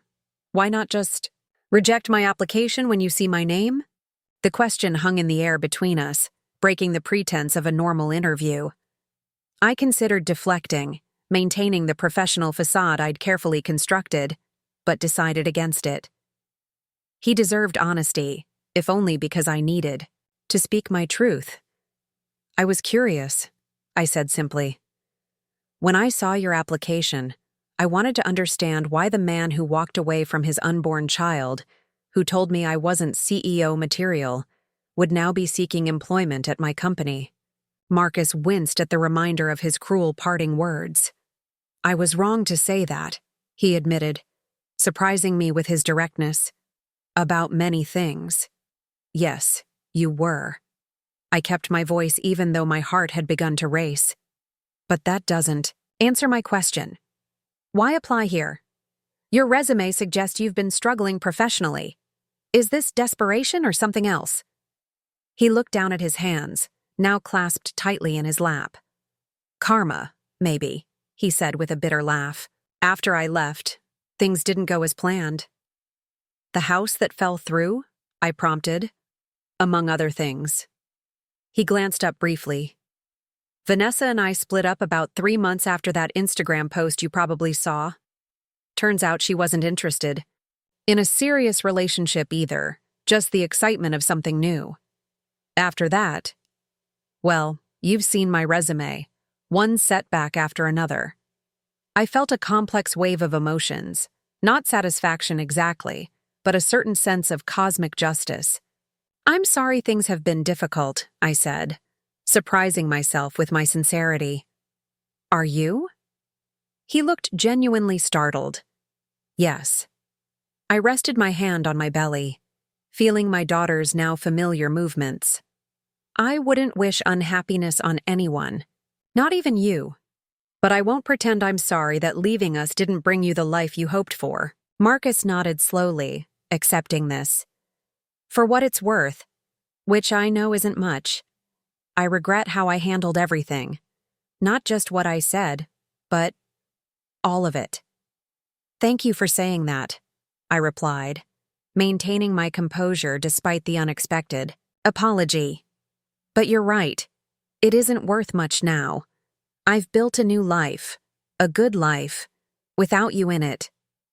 A heavy silence fell between us. Marcus finally broke it by asking, "So where does this leave us? The interview, I mean."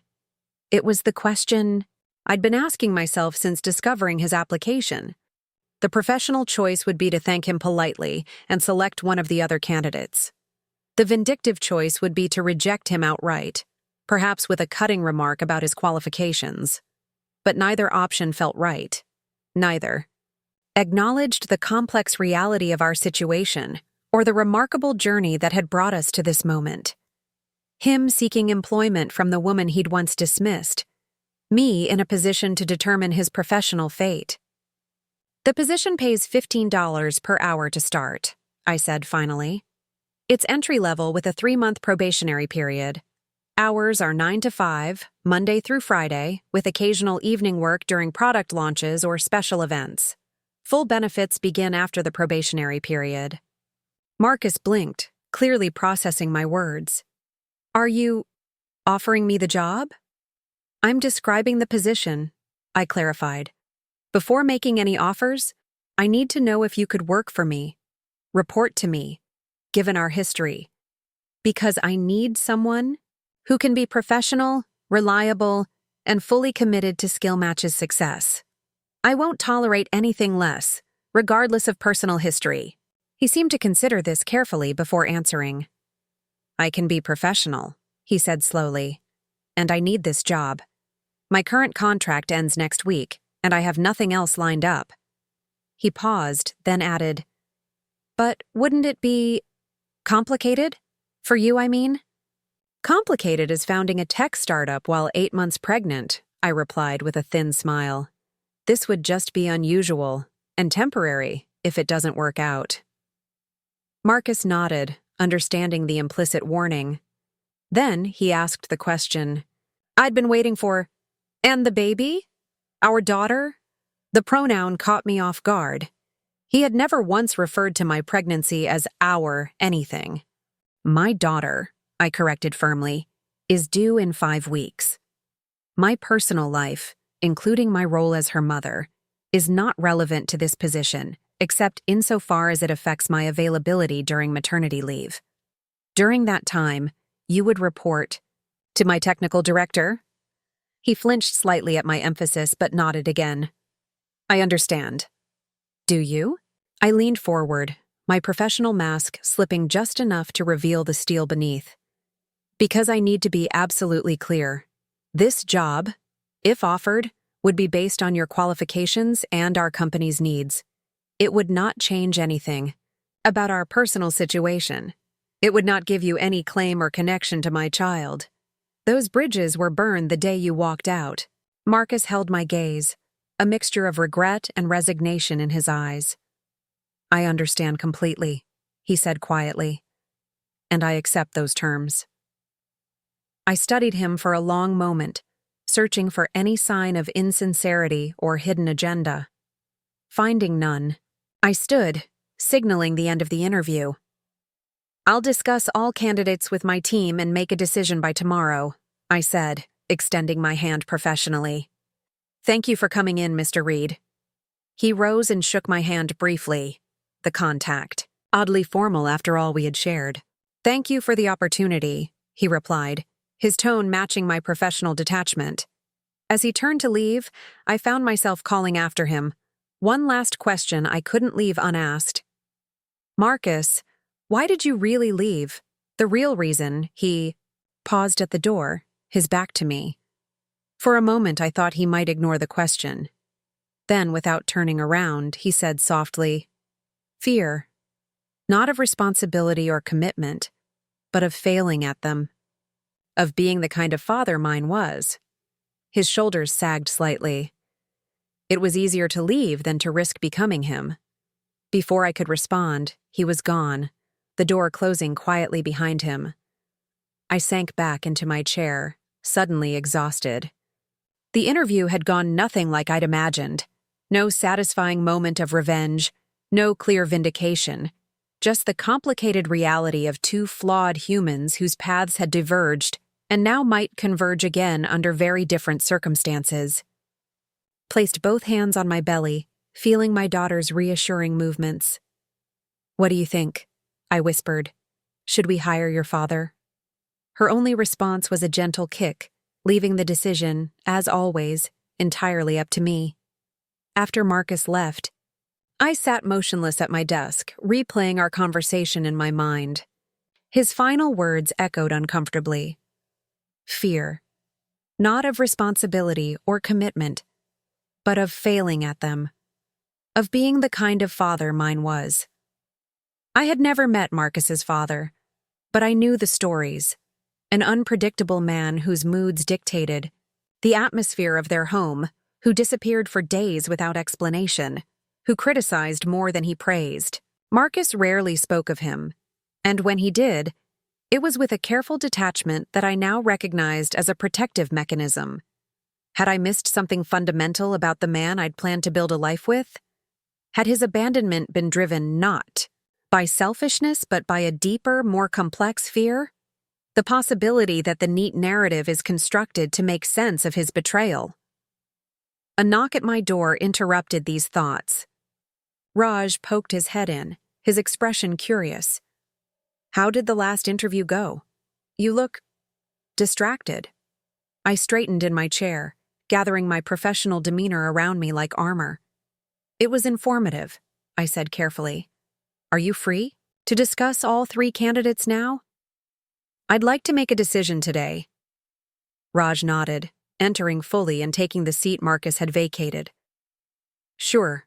I reviewed my notes during the last interview. The first candidate has the most direct customer success experience, but I was more impressed with the second's understanding of our particular market. The third had some interesting ideas about onboarding improvements, though his recent work history is a bit spotty. I nodded, focusing on the task at hand, despite the emotional undercurrent still pulling at me. Let's break down what we need for this role, I suggested. Technical proficiency, communication skills, culture fit, and commitment level. We spent the next half hour methodically evaluating each candidate across these dimensions. On paper, the first candidate, a woman with 5 years of relevant experience, was the obvious choice. But Raj seemed to favor the second, arguing that industry knowledge outweighed generic experience for our specialized platform. Neither of us mentioned Marcus's name until the very end of our discussion. So we're agreed on offering the position to Angela, I confirmed, referring to the second candidate. Raj hesitated. Actually, I was leaning toward Reed. His technical assessment scores were the highest, and he seemed to understand our product vision better than the others. I know his work history is inconsistent, but his ideas for improving the onboarding process could really help boost our retention rates. I kept my expression neutral, though my heart rate accelerated. You think he's the best fit? From a purely technical standpoint, yes, Raj affirmed. But you seemed uncomfortable with him. Was there something off in the interview? Here it was, the moment to reveal my history with Marcus or keep it private. The professional choice was clear, but something in me resisted, not out of lingering attachment, but because I didn't want Marcus's connection to me, past or present, to define his evaluation. We've met before, I admitted, choosing my words carefully. In a previous professional context. It was complicated. Raj raised an eyebrow. Complicated enough to disqualify him? That's what I'm trying to decide. He studied me for a moment. Look, Eliza, I trust your judgment. If there's a reason not to hire him, we won't. Angela is a strong second choice. I nodded, grateful for his trust. Let me sleep on it, I said finally. We'll make the offer tomorrow. After Raj left, I gathered my things and headed home earlier than usual, the weight of the decision pressing on me. As I walked to the bus stop, I pulled out my phone and called the one person who might help me see this clearly.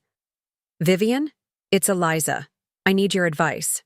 20 minutes later, I was seated across from Vivian at a quiet corner table in a cafe near the EmergeTech offices. I'd explained the interview and Raj's unexpected endorsement of Marcus as the strongest candidate. So technically, he's the best fit, Vivian summarized. But personally, it's more complicated than the Pacific Plate boundary. I smiled despite myself at her geological metaphor. That about covers it.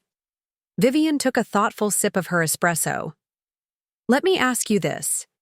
If you hire him, what's the worst possible outcome? I considered this. He could underperform, create uncomfortable workplace dynamics, or try to use the position to reinsert himself into my personal life. And if you don't hire him, I might be passing up the most qualified candidate based on personal history. The team might sense something's off about my decision-making. And I hesitated.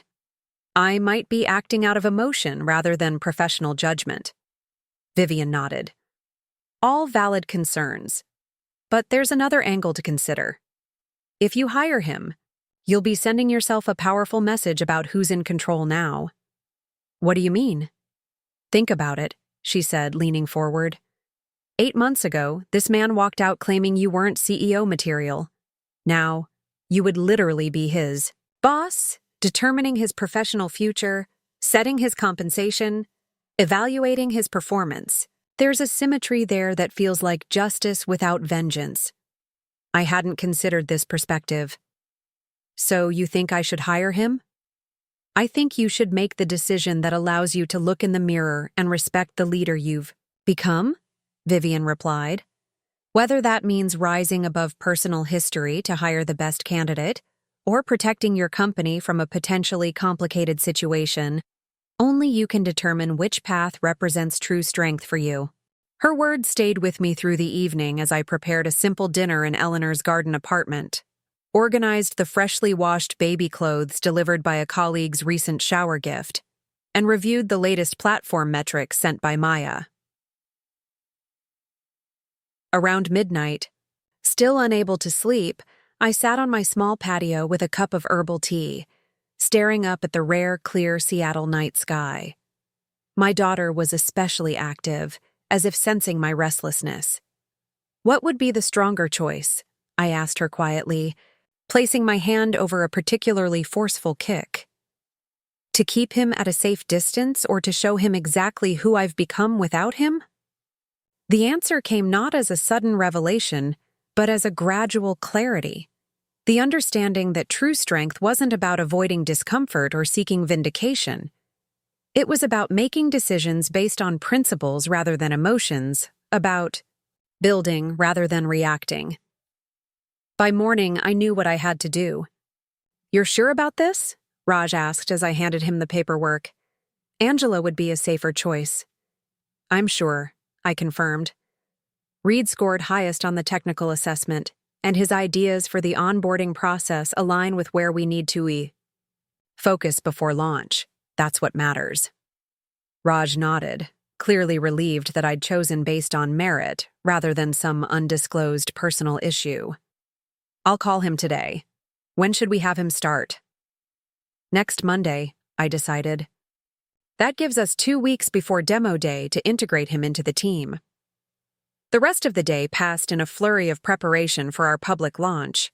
Maya had completed the final UI updates, our developer team was squashing the last known bugs, and early reviews from tech publications were overwhelmingly positive. SkillMatch was poised for success, regardless of who filled the customer success role.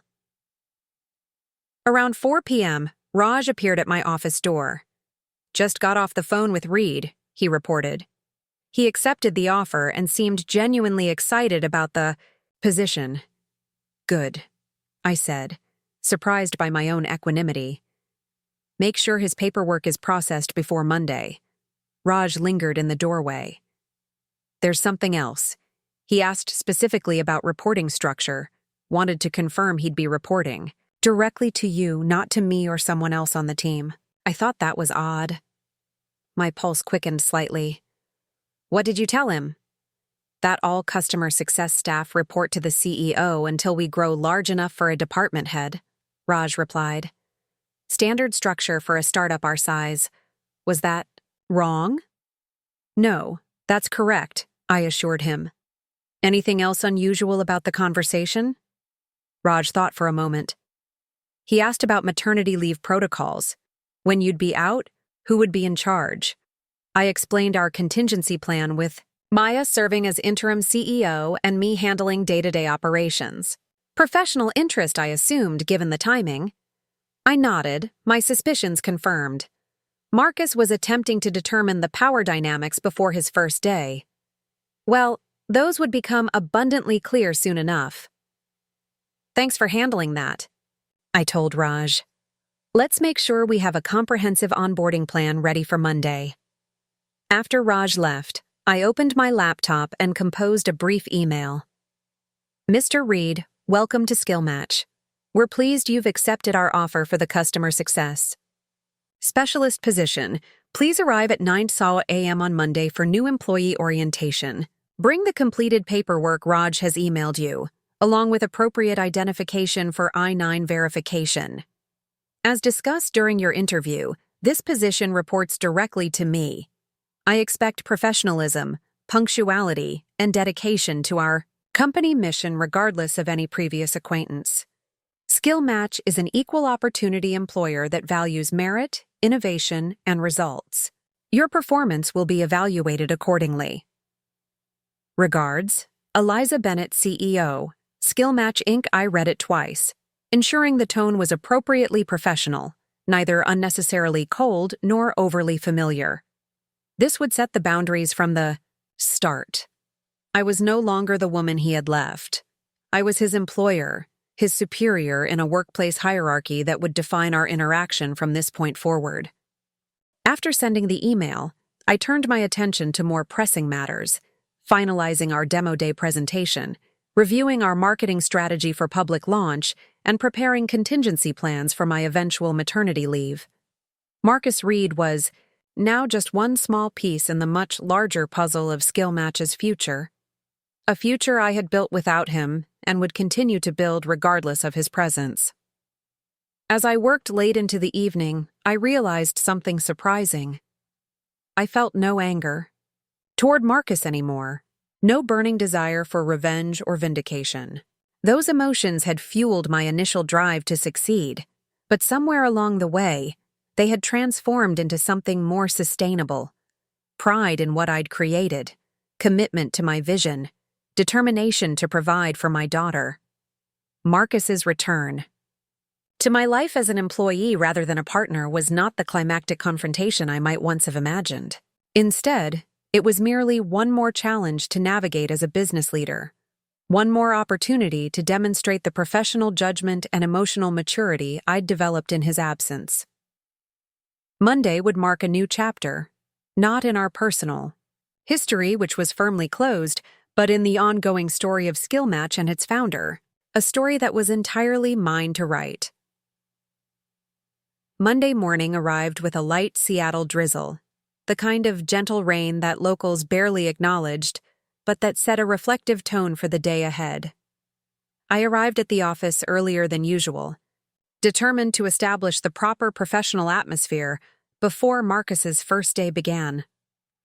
My office door remained open as I reviewed the onboarding materials Raj had prepared.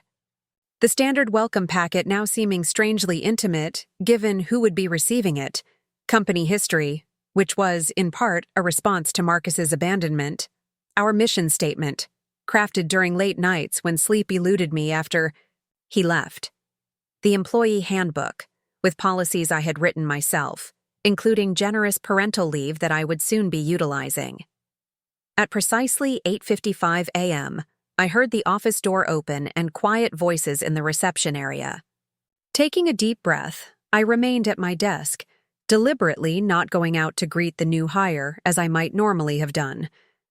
This small deviation from my usual routine was my one concession to the unusual circumstances, a buffer of formality. That seemed necessary. Raj appeared in my doorway at 9:10. "Reed's here. I've got him set up with HR paperwork in the conference room. Do you want to do the welcome introduction when he's done? Or should I handle it?" "I'll do it," I said, my voice steady despite the flutter of nerves in my chest. "Give me a heads up when he's ready." Raj nodded and disappeared, leaving me to finish reviewing the latest user metrics from our beta testers. The numbers were encouraging. Engagement rates exceeding industry standards, positive feedback on the matching algorithm's accuracy, and a growing waitlist for the public launch. This was what mattered now, I reminded myself. Not the past, not Marcus, but the company I was building. 20 minutes later, Raj texted, "Paperwork done. He's ready whenever you are." I gathered my tablet and a copy of our product roadmap, then made my way to the conference room. Through the glass walls, I could see Marcus sitting alone at the table, reviewing the employee handbook with focused attention. He looked up as I approached, his expression a carefully controlled mask of professional politeness. "Good morning, Mr. Reed," I said as I entered, setting the tone immediately. "I trust the paperwork process went smoothly?" He stood awkwardly in his movements. "Yes, thank you. Everything's submitted." "Excellent." I gestured for him to sit again, then took a seat across from him rather than at the head of the table, a deliberate choice to keep this conversation more colleague-like than hierarchical. "I thought we should discuss your role and expectations before you join the rest of the team." Marcus nodded, a flicker of uncertainty crossing his face before being replaced by attentive professionalism. "I'd appreciate that." I placed the product roadmap on the table between us. "Skill Match is at a critical juncture. We launch publicly in 10 days, followed by demo day for investors. Every team member's contribution during this period will be crucial to our success." "I understand the importance of timing," he said, "and I'm prepared to do whatever's needed to support a successful launch." "Good." I tapped the roadmap. "As customer success specialist, you'll be primarily responsible for ensuring our early adopters have a seamless experience. That means monitoring user metrics, documenting common issues, providing direct support when needed, and feeding insights back to our development team for rapid iteration. Marcus listened intently, nodding occasionally, if he found it strange. To be receiving direction from the woman he'd once dismissed as not being CEO material, he hit it well. You'll be working closely with Maya, our UI/UX lead, and reporting directly to me, I continued. During my maternity leave, you'll temporarily report to Raj, but all major decisions will still come through me. At the mention of my pregnancy, his eyes briefly dropped to my belly before returning to my face. "When are you due?" he asked, the question hovering uncomfortably between professional inquiry and personal interest. 4 weeks, I replied briskly. The timing isn't ideal with the launch, but we've developed comprehensive contingency plans. Maya and Raj will handle daily operations while I maintain strategic oversight, mostly remotely. He nodded, accepting this information without comment. Then, after a brief hesitation, he asked, "Is the team aware of our previous connection?" It was the question I'd been anticipating. "No," I said firmly. "And I see no reason to complicate workplace dynamics by sharing that information." "Do you?" "No," he agreed quickly. "I think it's better kept private." "Then we're aligned on that point." I stood, signaling an end to our private conversation. "Let's introduce you to the team. They're eager to have additional support for the launch preparations." As we walked toward the main workspace, I added quietly, "For the record, Marcus, I expect nothing less than your absolute best work. I won't tolerate subpar performance or special treatment in either direction because of our history. This is a professional relationship now, nothing more, nothing less." "Understood," he replied, his tone matching my businesslike demeanor. "I'm here to work, Eliza, to contribute to what you've built. That's all." I paused, turning to face him directly. "It's Ms. Bennett in the office," I corrected. "Or Eliza if we're being informal as a team, but not with the familiarity of our past." A flash of something, hurt, acknowledgement, crossed his features before he nodded. "Of course, Ms. Bennett. My mistake." Satisfied that the boundaries were clear, I led him into the main work area where the rest of our small team was gathered for the Monday morning stand-up meeting. "Everyone, this is Marcus Reed, our new customer success specialist. He's joining us just in time for launch preparations." The team offered welcoming smiles and brief introductions. Maya immediately engaged him with questions about his background and user experience. Raj mentioned the onboarding issues they'd been discussing during the interview. The integration was smooth, professional, everything I could have hoped for, under the circumstances. I stepped back, watching the interaction with a strange sense of detachment. There was Marcus, the man who had shared my bed, my dreams, my life. Now just another employee in my growing company. The surreal nature of it struck me suddenly, and I had to suppress an inappropriate urge to laugh at the sheer improbability of our situation. "Everything okay?" Vivian's voice came from behind me, startling me from my thoughts. I turned to find her observing the scene with keen interest. "Just fine," I assured her. "First day onboarding." Her eyes tracked to Marcus, then back to me with a raised eyebrow. "So you hired him?" "He was the most qualified candidate," I said simply. A smile ghosted across her lips. "And how does it feel? Being on the other side of the power dynamic?" I considered this. "Less satisfying than you might imagine," I admitted quietly. "It feels irrelevant, actually. Like that chapter is so thoroughly closed that this new connection barely registers as significant." Vivian nodded approvingly. "That's how you know you've truly moved on. When revenge loses its appeal because you're too busy building something better." She was right, I realized. The emotional satisfaction I might once have anticipated from this role reversal was muted by the simple fact that I had far more important priorities now, The company's success, my daughter's imminent arrival, the future I was creating that had nothing to do with Marcus Reed. "I have an investor call in 10 minutes, Vivian said, checking her watch. "But I wanted to remind you about the pre-launch press interviews tomorrow. TechCrunch at 10, GeekWire at 2. They're particularly interested in the pregnant founder. Angle? So be prepared for personal questions." I groaned slightly. Just what I need. More focus on my personal life. "Use it," Vivian advised pragmatically. "The story of a woman building a successful startup while preparing for single motherhood is compelling. It differentiates you in a crowded field and resonates with potential investors who want to back founders with demonstrated resilience." "I suppose," I conceded reluctantly, "as long as the focus eventually shifts to the platform itself." "It will," she assured me. Success is the ultimate headline changer. After Vivian departed, I returned to my office, leaving Raj to complete Marcus's orientation. Through my glass wall, I could see them touring the workspace. Marcus nodding attentively as Raj explained our systems and introduced him to other team members. He appeared genuinely engaged, professionally appropriate, exactly what I needed him to be. The rest of the day passed in a blur of pre-launch activities. I was immersed in finalizing our investor pitch deck when Raj appeared at my door around 5 p.m. "Reed's first day went well," he reported. "He's already documented several user friction points we missed and suggested some targeted improvements to the help documentation. Solid hire."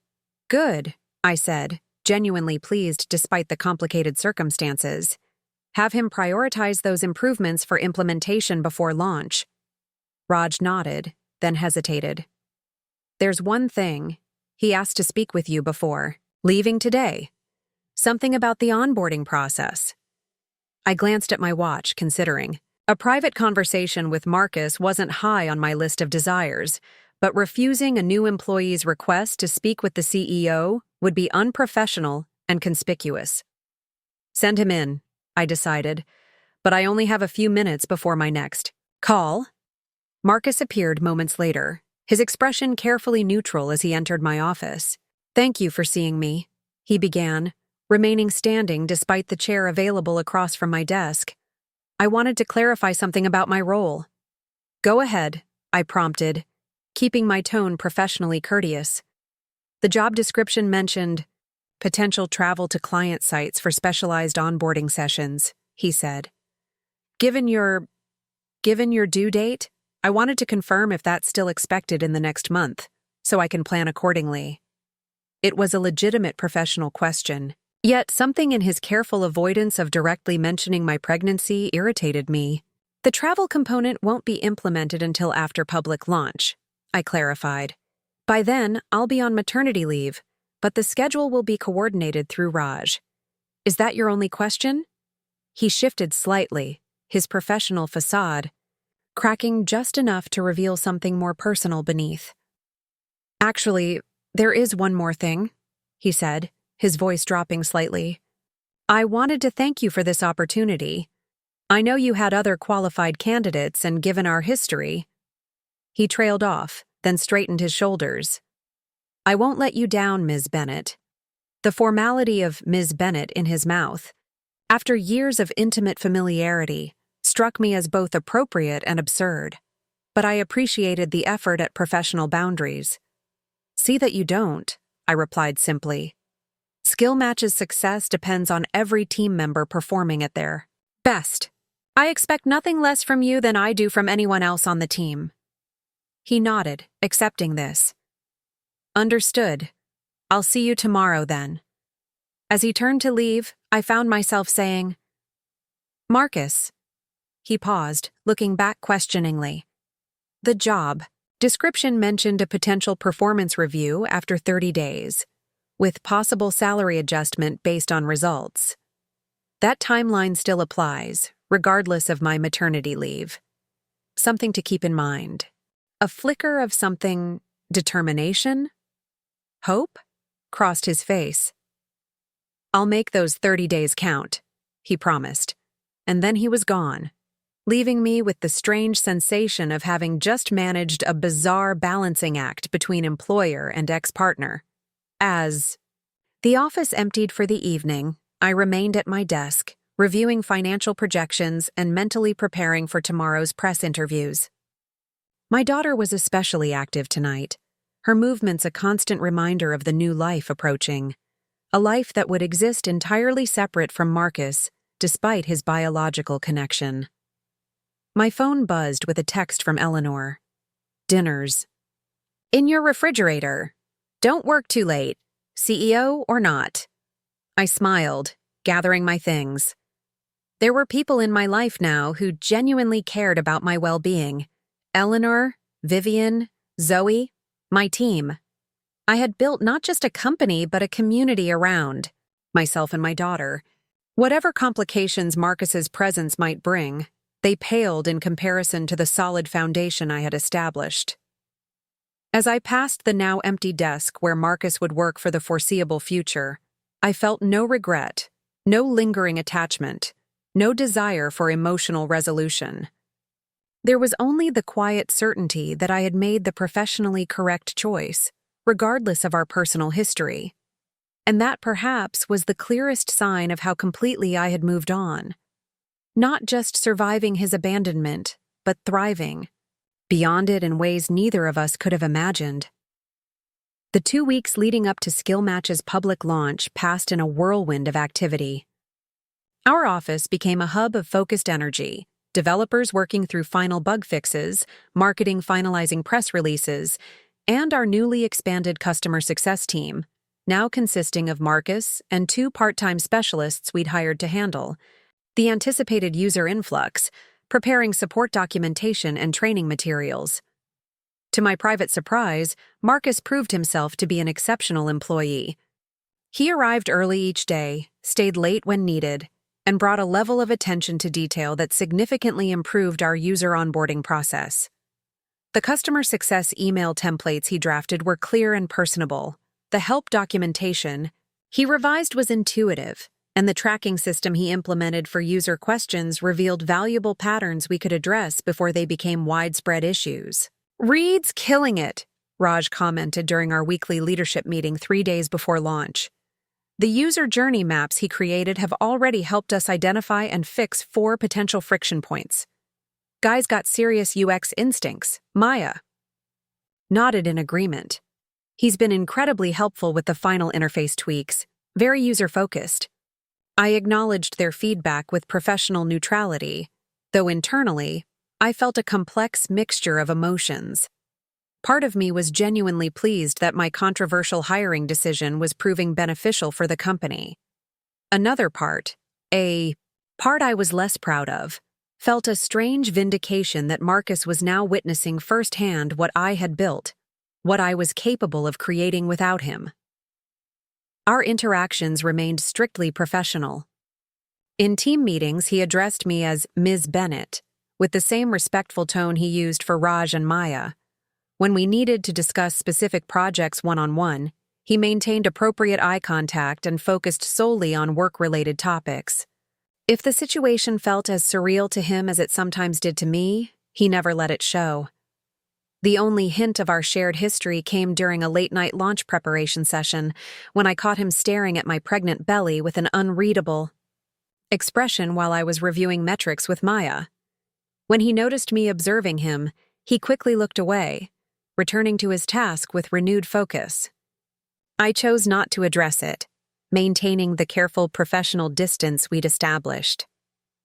Launch day arrived with the kind of perfect timing that seemed almost scripted, exactly 1 month before my due date, giving me just enough runway to establish SkillMatch in the market before my maternity leave began. The team gathered early, the office humming with nervous excitement as we prepared for the 9 a.m. release. "Systems check complete," Raj announced from his station. "Servers are scaled and ready." "Social media campaign prepped to go live on launch," Maya added. "Press releases have been distributed to all channels." I nodded, feeling the weight of the moment. This was it. Months of work, sacrifice, and determination culminating in this single moment. I thought briefly of where I'd been 8 months ago. Heartbroken, alone, afraid for my future. Now I stood surrounded by a team I'd built, about to launch a company I'd created from nothing but an idea and sheer determination. Customer success. Team is ready, Marcus reported, his voice pulling me from my reflection. Support channels are live, and we've prepared response templates for the most likely scenarios. We're expecting heavy volume in the first 48 hours. Thank you, I said, meeting his eyes briefly. The professional courtesy in his gaze revealed nothing of our complicated past, just a dedicated employee reporting to his CEO. I moved to the center of the room, where everyone could see me. Before we go live, I want to thank each of you for your extraordinary work. When I started Skill Match, it was just an idea born from a personal understanding of the market's shortcomings. Now, it's a reality because of your talent, dedication, and belief in our mission. The team gathered closer, their expressions a mixture of pride and anticipation. Whatever happens today, whether we see 1,000 signups or 10, remember that we've built something valuable, something that solves a real problem for real people. That's an achievement worth celebrating, regardless of what the market metrics tell us. I turned to Raj. Ready when you are. With a few keystrokes, he pushed the final deployment, and Skill Match was officially live to the public. There was no dramatic moment, no flashing lights or sirens, just the quiet transition from closed beta to public availability, our platform, now open to anyone who wanted to use it. For about 30 seconds, nothing happened. Then the first notification pinged. A new user sign-up, then another and another. Within minutes, the dashboard was tracking a steady stream of new accounts. Creating profiles, businesses posting projects, freelancers applying their specialized skills criteria. It's working, Maya whispered, eyes glued to the metrics screen. The floodgates had opened. By noon, we had over 300 active users exploring the platform. By 2 p.m., the first matches were being made. Real businesses connecting with freelancers who precisely matched their industry-specific needs. By the end of day, we had over 1,000 signups and 15 completed project agreements, with users from across the country and a few international early adopters. The launch was, by any measure, a tremendous success. The team celebrated with champagne, sparkling cider for me, as the final user numbers for the day came in, far exceeding our most optimistic projections. To Skill Match, Raj toasted, raising his glass, and to our fearless leader who made it happen against all odds. As the team clinked glasses, I caught Marcus watching me from across the room. For once, his carefully maintained professional mask had slipped, revealing a complex mixture of emotions: admiration, regret, and something. That might have been pride, though not the possessive kind. It was the pride of someone witnessing something genuinely impressive, regardless of their personal connection to it. I nodded slightly in acknowledgement, and he returned the gesture before turning away to join a conversation with Maya. Some recognitions required no words. The week following launch continued to exceed expectations. User growth remained strong, with industry blogs positively reviewing our specialized matching algorithms and targeted approach. Investor interest surged, with several venture capital firms reaching out ahead of our upcoming demo day. I was reviewing these promising metrics in my office when a sharp pain caused me to wince, my hand automatically moving to my belly. It passed quickly, and I dismissed it as the Braxton Hicks contractions my doctor had mentioned might become more frequent in the final weeks. But 20 minutes later, another came, stronger than the first, and then another, concerning regularity. A call to my doctor confirmed what I was beginning to suspect. I was in early labor, 3 weeks ahead of schedule. "I need to go to the hospital," I announced, appearing in the doorway of our main workspace, where the team was gathered around a table reviewing user feedback. "The baby has apparently decided that post-launch metrics aren't exciting enough." The room erupted in surprised exclamations and immediate offers of assistance. Maya grabbed my hospital bag, which I'd been keeping in the office closet, just in case. Raj called for a car while simultaneously texting Vivian and the board of directors. The junior developers began implementing our pre-arranged leadership transition protocols. Throughout the commotion, Marcus stood frozen, his face pale with shock. This clearly wasn't part of the professional scenario he'd prepared for when accepting the position. As I gathered my things, trying to remain calm despite the increasing frequency of contractions, he approached cautiously. "Is there anything you need?" he asked, his voice carefully neutral despite the obvious awkwardness of the situation. "Just make sure the customer success team maintains regular reporting while I'm out," I replied, keeping our interaction strictly professional despite the circumstances. "Maya and Raj know the plan." He nodded, then added more quietly, "Good luck with everything." Before I could respond, Maya appeared at my side, ushering me toward the elevator with practiced efficiency. "Car's waiting downstairs. Hospital's been notified. Eleanor's meeting us there." The next 12 hours passed in a blur of hospital rooms, medical professionals, and the intense focus of bringing new life into the world. Eleanor stayed by my side throughout, her steady presence a comfort during the most challenging moments. Zoe arrived partway through, bearing flowers and determined encouragement. And then, at 3:17 a.m., my daughter arrived, 7 pounds, 4 ounces of perfection with a strong cry and a full head of dark hair. As the nurse placed her in my arms for the first time, the world seemed to stop. Everything else fading into insignificance compared to this tiny human who had been my companion through the most transformative period of my life. "Hello, Sophia," I whispered, the name I'd chosen months ago finally belonging to a real person. "We did it."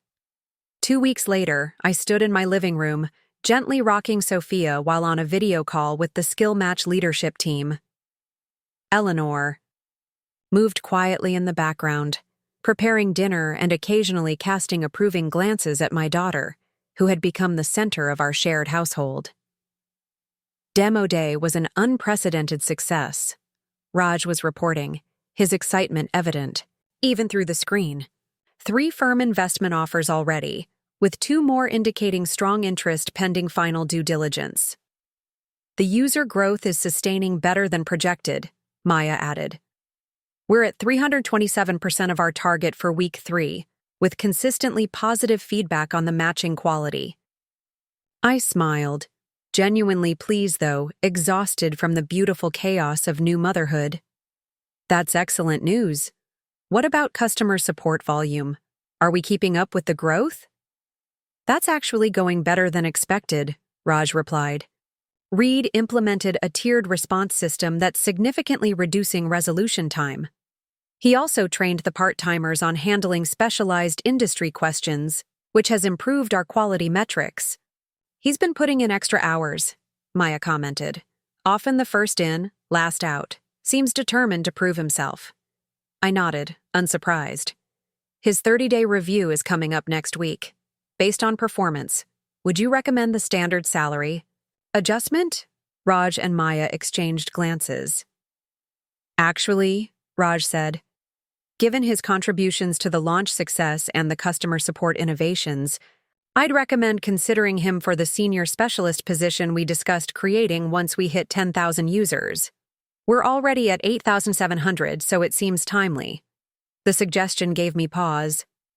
The senior position would come with significantly higher compensation and more responsibility, a substantial promotion from entry-level customer support.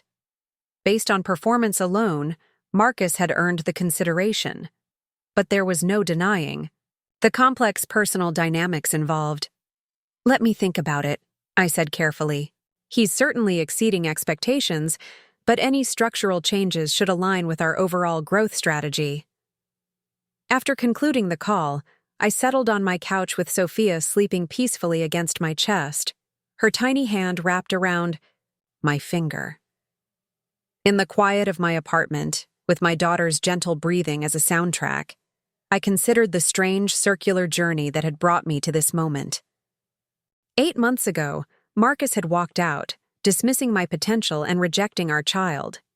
Now, that same man was excelling at the company I'd built in his absence, while I held the daughter he'd never met. A daughter who was thriving under the love and care of the community I'd created around us. The irony wasn't lost on me. The next morning, after a night of surprisingly decent sleep, Sophia had gifted me with a 4-hour stretch for the first time. I made a decision. I emailed HR, authorizing Marcus's 30-day performance review with instructions to include the possibility of the senior position in the evaluation.